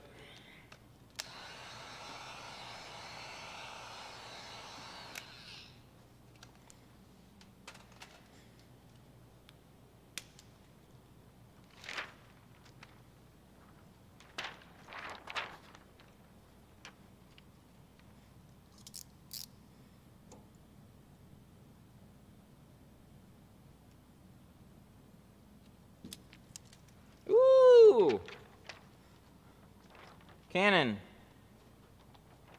What is wrong with this? Oh my gosh. Canon. Seriously? Yeah. Alright. It's just being broken right now. Alright, we'll fix it later. Jose with the 10. How you doing? What's up? How are you doing today? Good. What is the microphone that you're using for the GoPro? I do videos when I'm working with my painters, but your microphone sounds good and clear. Having a microphone really close to you is very important. So what I like to use is this guy right here. The GoPro actually has a really good inbuilt mic, but this is going to be a little bit better. This is the Rode Wireless. They have the Rode Wireless 2. This is the original one. Both of them are great. They're super handy. The microphone is literally here. This is the most convenient wireless microphone ever. It's just little compact box. You can stick it basically anywhere. And I keep it on low, the low decibel, and you just keep it close. So I just, right there. Now I'm stuck. I'm stuck. Thanks. Oh, shit. I gotta, how do I do this now? I don't want to bend this. There we go. Thank you. Thank you for the 10. Do I have a link? Just search. You'll find it. Best Buy has it. Amazon. It's literally everywhere. Rode Wireless Go. You can't miss it. They came out with the Rode Wireless 2. It's $300. It's got 2 transmitter and a receiver. And then the Rode Wireless 1, which came out, I think, like a year and a half or 2 years ago. I don't know. It came out a little while ago. That only has the 1 transmitter and receiver. So, and it's $200. The one with the combo is $300.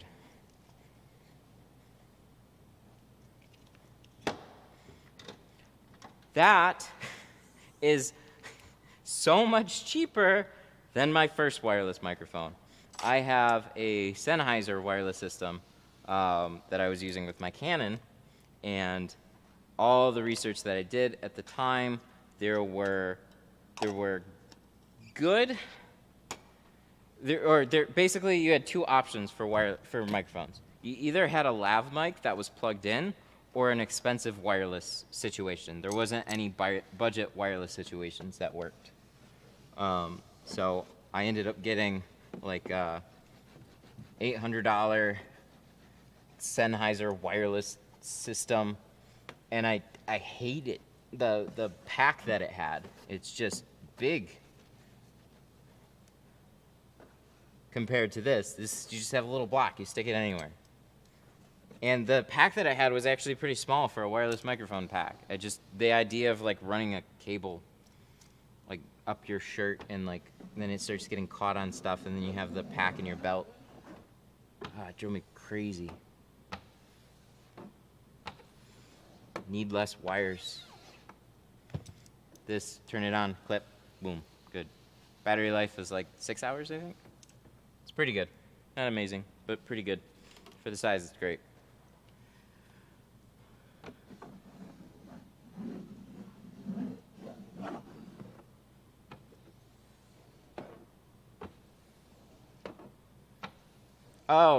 Sorry, while I'm on microphones. You should also look into possibly post-processing your audio too, or putting a filter on it. One thing I didn't realize about audio is microphones, when you get them, sometimes will sound good, but they won't sound great. And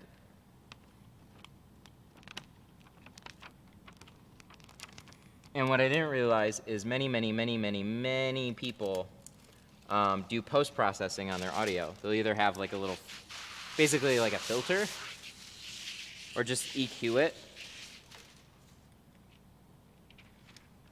So along with a really nice microphone, it'll pick up audio, and then you clean it up how you want for whatever sound that you're getting.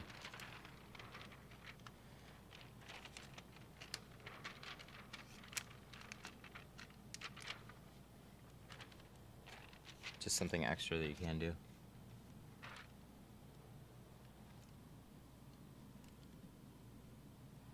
Ta-da! Are we any gaps? I think we're close. I think we're very close. Ooh, look at that. That was what I was trying to avoid, which we did, just by like a smidge. That center was just a little bit close.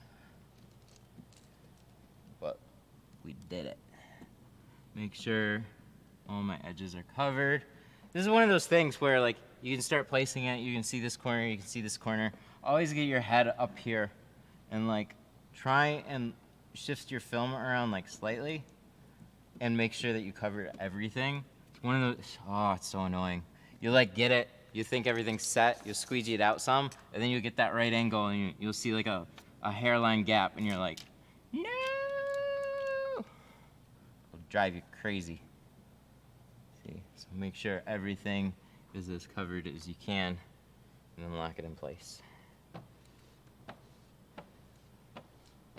That's happened to me too many times. Just like speeding through a day. And then to like get it mostly squeegeed out, and then you have that little gap and you're like, no!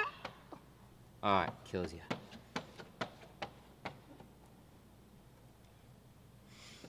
So when will I teach you all how to GoPro setup? I don't know if I'll put out another video, because what I'm doing now isn't really normal. Like it's pretty simple. It went from being like complicated but smaller, so doing some software stuff and then being able to do it completely off of the GoPro. Now I'm just using the HDMI out on the GoPro, and I have it hooked into a wireless transmitter. So that makes the whole idea really simple, just way more expensive. Because a wireless transmitter, a good one, is not cheap. Wireless HDMI has always been kind of janky and expensive, especially if you're moving.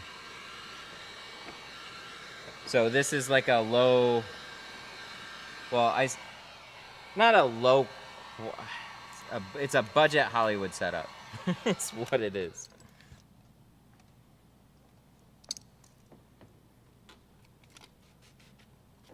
Like, got this little guy right here that we don't want to crease.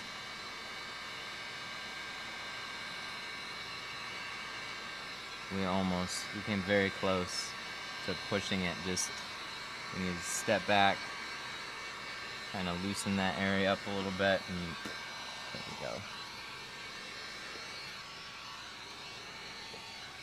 Is Glass 8 back in stock? No. I wish. I was told June. They keep getting pushbacks, so it's not.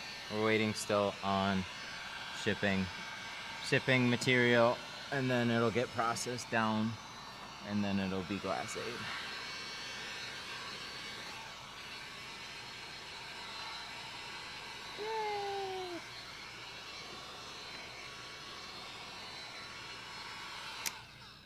So yeah, I don't know. It's been a while since I've done any type of dedicated streaming video, but I answer whatever questions you guys have about it. I don't mind. I learned a lot from people about streaming, so I like trying to push little things about it. I think it's incredibly cool to like see. I think it's incredibly cool to see it kind of evolve into different fields and stuff like that. So wireless cameras and stuff like that still have a long way to go. When is, can I get an email about Glass 8? If you go on the website, and there should be a way to sign up for an email thing, usually towards the bottom, or you'll have this annoying pop-up window. I'll send out an email when it's back in stock for sure, and then I'll also just be talking about it. So Sun Distributing had it, yeah. 44 Tools picked it up. Tint Depot, Dragon, and you can blame all them because it's all gone. Nobody's got it in stock though. They're all pestering me about it. It actually sold way faster out of my own store, but I kind of blame Sun Distributing, because they were ordering like a consistent batch for a while. And then all of a sudden they're like, we want 500. And I was like, yeah, okay, no problem. And then I had that like, like I had my inventory, and then I had that on order, stocking up extra. And then all of a sudden it just like a couple weeks went by, and I'm like, yo, what's going on? I need some to pack up because I need to fill this order. And then they're like, yeah, we're completely, like, we don't have it. Like, we don't have the material to process. And I'm like, fuck. really sucks. So I blame them. Dang, son. We got the Fiesta. The Fiesta ST. Oh, we gotta do that. We gotta do that. We should probably make sure that they have all their windows tinted. And those. God, I got so caught up in this back window here.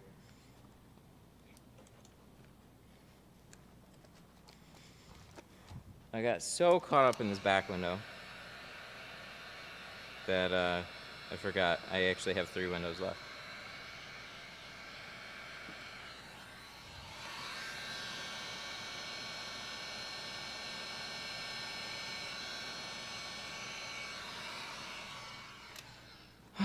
Being sold out is a good sign. Means people love it. Yeah, it is. It's a out of all the problems that you could have, it's a good one. It hurts though. It's like basically like I came up with what I thought was a decent solution.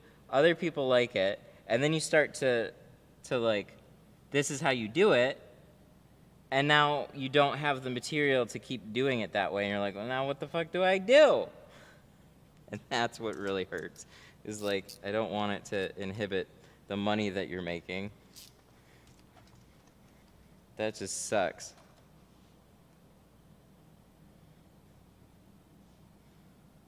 Have any of you ever forgotten to do a quarter?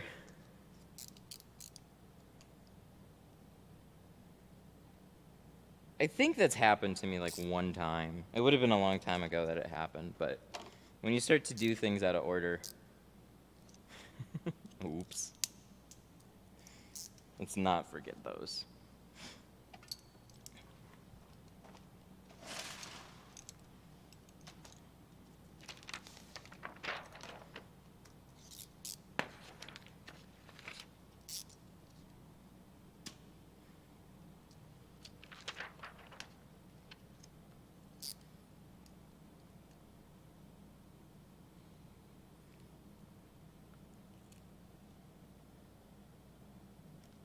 How hard is PPF to install compared to tinting? Good question.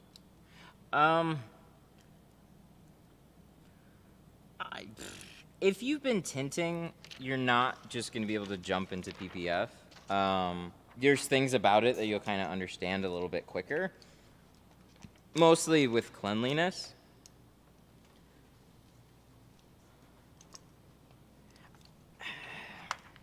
I think there's I don't know if that's fair. It'll be different for different people. There's parts about it that are definitely easier. And I think the material's gotten easier to work with too. Because when I was learning, I was using Lumar. And that stuff was 8 mils. And it was very forgiving with like peeling it back and rinsing something out. And then when I went to if I had like a scratch in the film, they're like, oh, it's easy. It'll just buff out like paint. No, it wouldn't. Never once had it buff out like paint. But at the time, we didn't have like the self-healing stuff. So that was like a big issue. And then I was using like Suntech. I got to use like Suntech one time. And I was like, this stuff is awesome. I can install this stuff way faster than Lumar's. It was like 6 mil. And I don't think, they're boasting about like the thickness.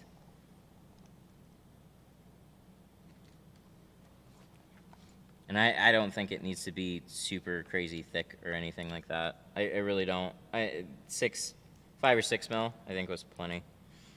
But it's, there's parts of it that are really kind of relaxing and parts of it that'll just stress you the hell out. So if you have to do like a nice, decent sized hood, like this actually has it. This has like a half hood. So this area would be pretty straightforward to do. And parts of the bumper would be pretty easy. Like this area would be pretty simple. But then you get into like these funny little curves here. And whenever you get those compound curves, that's when like it gets tricky. You're trying to lay the film down. You're stretching it instead of you're stretching it instead of shrinking it. So it's like wet application vinyl. It's different.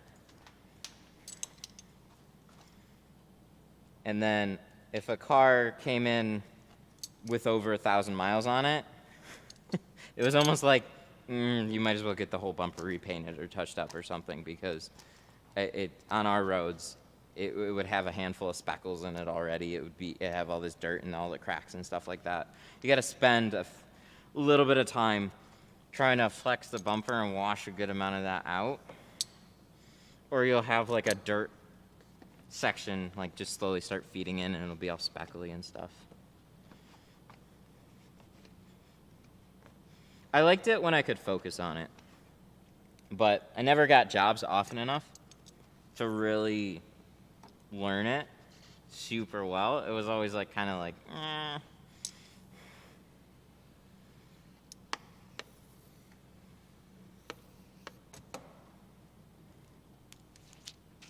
So what I like about tint better is like it's faster turnover.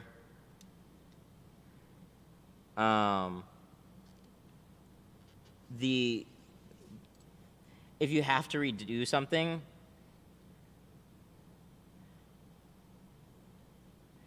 if you're, what was I saying? Oh, yeah. So, like, if you have to redo a window, it's not that big of a deal, and your cost of supplies is not that bad either.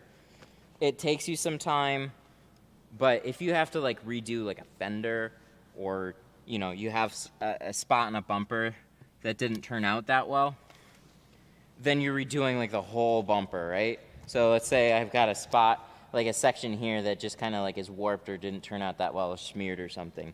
You're fucking peeling that whole bumper off and redoing the whole thing. So kind of like having to redo a full windshield, except you have the whole hood to worry about, the whole fenders, and then if you start getting into like full cars and stuff, like just, ooh. It's more expensive, and when you have to redo it, it really sucks.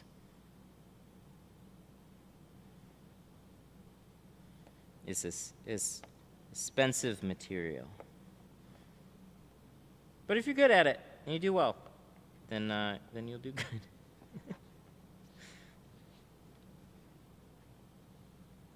You know, I got some speckles here. That's no good.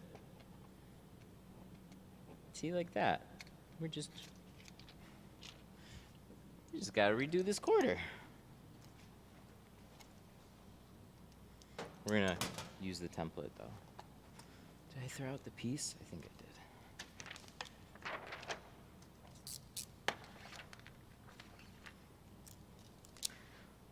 Trying to remember how many I did. Because I did like, we would get like half hoods, bumpers. Bumpers were just the worst. Hoods are okay. Fenders are okay. Whenever it got into bumpers, it just like, yeah. We had race ramps, so that would help get the front end a little bit off the ground. But still, you're leaning over the whole time unless you have a good setup. And we had like a pressure washer, and I'm just out in the open most of the day doing this stuff. It just, I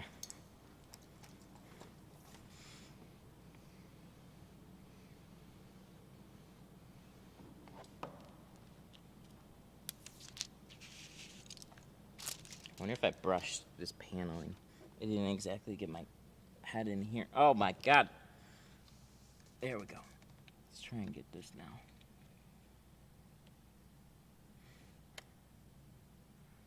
You know, something about a GoPro headset doesn't exactly make this easy to get your head in there. There. The things I do for streaming.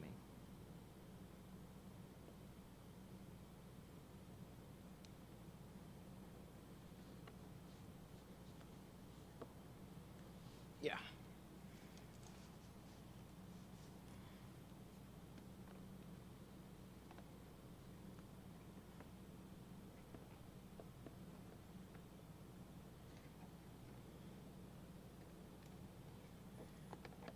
Got it. Got it. Good. Cool. These little back quarters. Then that should be it for today.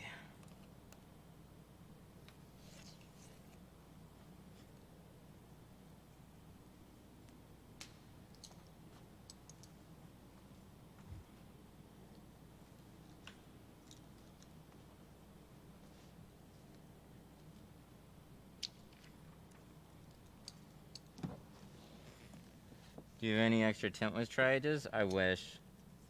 I gave them all away. And then I had a couple of extra and I actually ended up using them. So I still have them in my belt and I like to use them here and there. When are you going to stream again? I think Monday. Saturday today. I believe we got appointments. I know we have Monday appointments.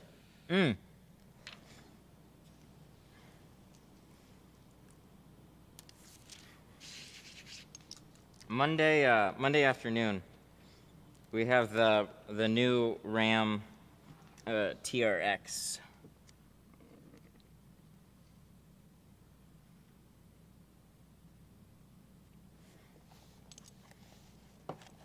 The new Ram TRX is coming in. So they're just like the, as far as I can tell, they're just like any other Ram. But they're badass as far as the motors go, so. All the glass and stuff should be all the same.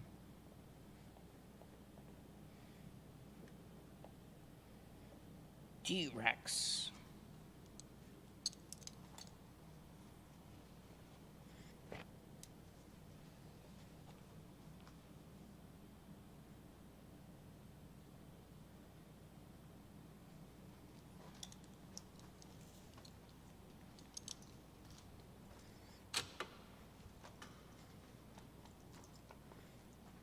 Probably have an appointment for every day. Yeah, every day we have available is booked up through the 21st is all booked now too. And that wasn't the key, like, ooh, man. That just started to become a thing a couple months ago. Like, as the season got busy, we started finally getting, like, extra busy. There's existing places that have been, there's been other places that have been busier. I haven't existed as a actual shop for as long as some other places. But I have been tinting for longer than some of them has existed. Hey, that's my car. My son brought it in. Oh, cool. Good to have you. We're just wrapping up with it. We're on the last quarter window here. I was giving compliments on the paint color here. I wish my lighting did it justice. When you pull this outside, man, that yellow flake in it is cool. You don't see something like that very often. Here it just kind of looks like reddish orange, but outside it's definitely like. It's a really cool orange with a bright metal, yellow metal flake in it. It's pretty sick.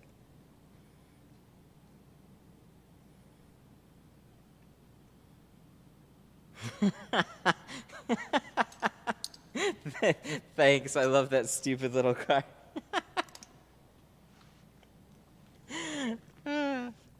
That's so great.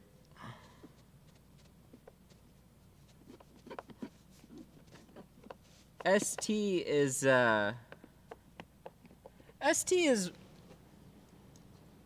exactly. I've had faster cars, but none that made me smile so much. That's exactly what this car is. It's like it's a ridiculous little car, but the point of these is fun, for sure. So there's another guy that I worked with who had a Fiesta ST. He was trying to do a whole bunch of stuff to it, and he's just like. He almost got a regular Focus, but then he was just like, but the ST is just so much more fun. And it's a manual. Much respect. Not enough of those exist anymore, sadly.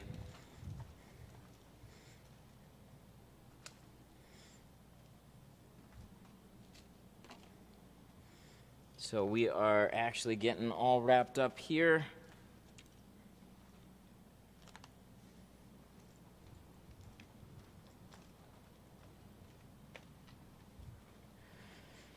Hey man, I got a question. Is every window perfect, or there's always a little something? There's usually going to be, you can get super close to perfection. If you get within like real close, you'd always be able to find like a little speck or something here or there. It's not a perfect process as much as we try to get it that way. There's things in the way. There's all kinds, like, and the specks are like, they're teeny tiny little things, like smaller basically than a speck of sand. If you have a speck of sand on there, you're ripping through the film.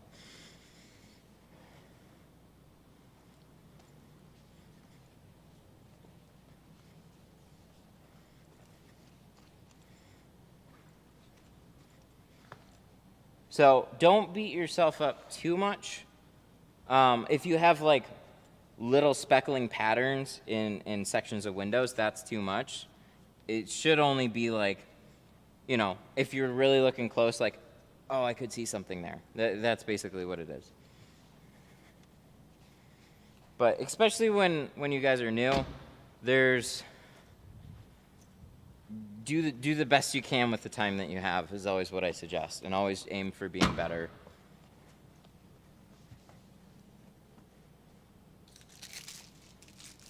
But I've seen people take a halfway, like a pretty decent job, nitpick it to death, and actually mess it up by over trying to touch it up. They'll sit there with a heat gun, try and press out every teeny tiny little thing that they don't like, and then they'll end up making it worse, and then they'll have to redo it anyways.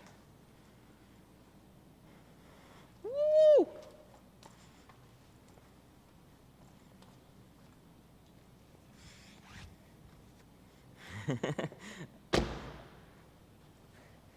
I was up till 12 o'clock touching edge of the job.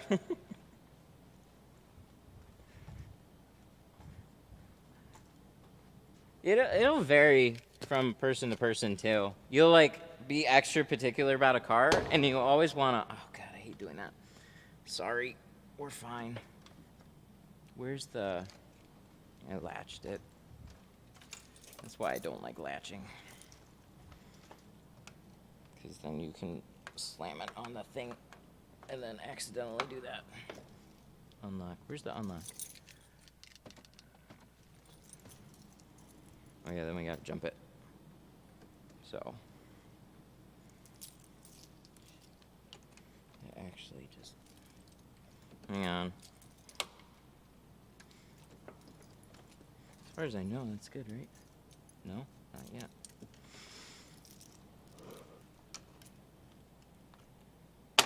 There we go. Sorry. No, I was pulling on the handle. It's all right. I made a really stupid thing. I latched it and then I closed it on the latch. It's all good though. Ah, freaks me out.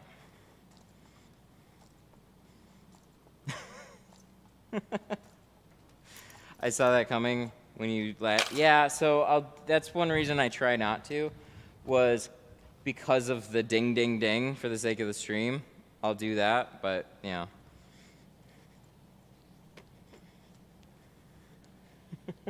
All right, so we're good. Yeah, this looks good. Turned out really, really nice. Everything looks good. God, that freaked me out. Okay.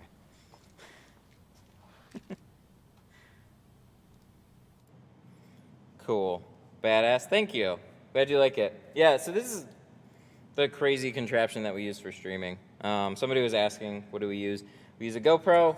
We have a battery pack hooked up to it, so it powers it longer. We have the wireless mic hooked up, and then this is the wireless HDMI transmitter to make the video at least cleaner. Because there's no real other way to do it that looks that clean. What was the clear plastic wrap? Carpet shield.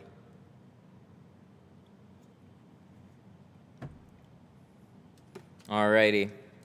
So, with that, we're going to shout out some super chats here really quick. I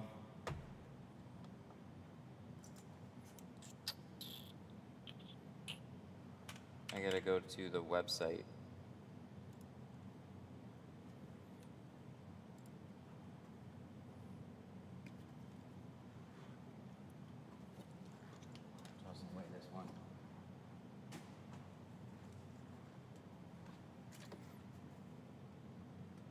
Dashboard. See, YouTube used to give me a nice list of super chats. And now it's like, after they go idle for like a little while, they just disappear and they don't show them anymore. And that really drives me crazy. Thanks for helping me, Matt. I ran my business for 2 years now. Learning from you, I tell most people that just finished up police officers' vehicles. What? Now learning from you, and I tell most people that. Oh, you tell most people that you learned. Oh, that's cool. Just finished up police officer vehicle. Nice.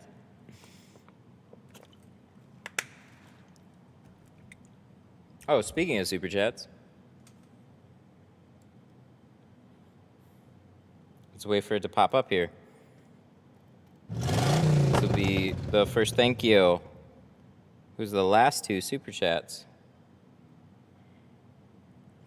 Jose. Jose 78 Rios super chatted $3.99. Jose with nice the 4. Job, thank you. Have a nice weekend. Thank you so and much. Be safe. Nice job, everyone. Have a nice weekend. Be safe. Exactly. Thank you. I appreciate that. Always sending good vibes to the community. And then also with the 10 earlier, I definitely appreciate the support. Thank you so much. Washington also, and Dorito. Thank you all for the super chats today.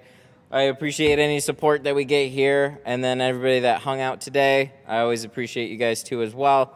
That's what makes these fun. So hope you guys enjoyed this one. Little bit of a more straightforward car, but a lot with that back window. So not exactly the smoothest for cutting this, but we didn't have to remove a spoiler, which is what I always prefer. I don't like to remove everything or anything if I don't have to. So we didn't have to. We figured it out.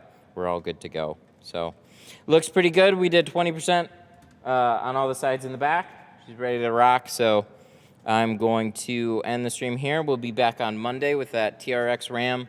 I think that's coming in at like 1 o'clock. So I will see you guys around that time on Monday. You all have a good weekend. Like Jose said, have a good weekend. Be safe. And I'll catch you on Monday. Bye-bye.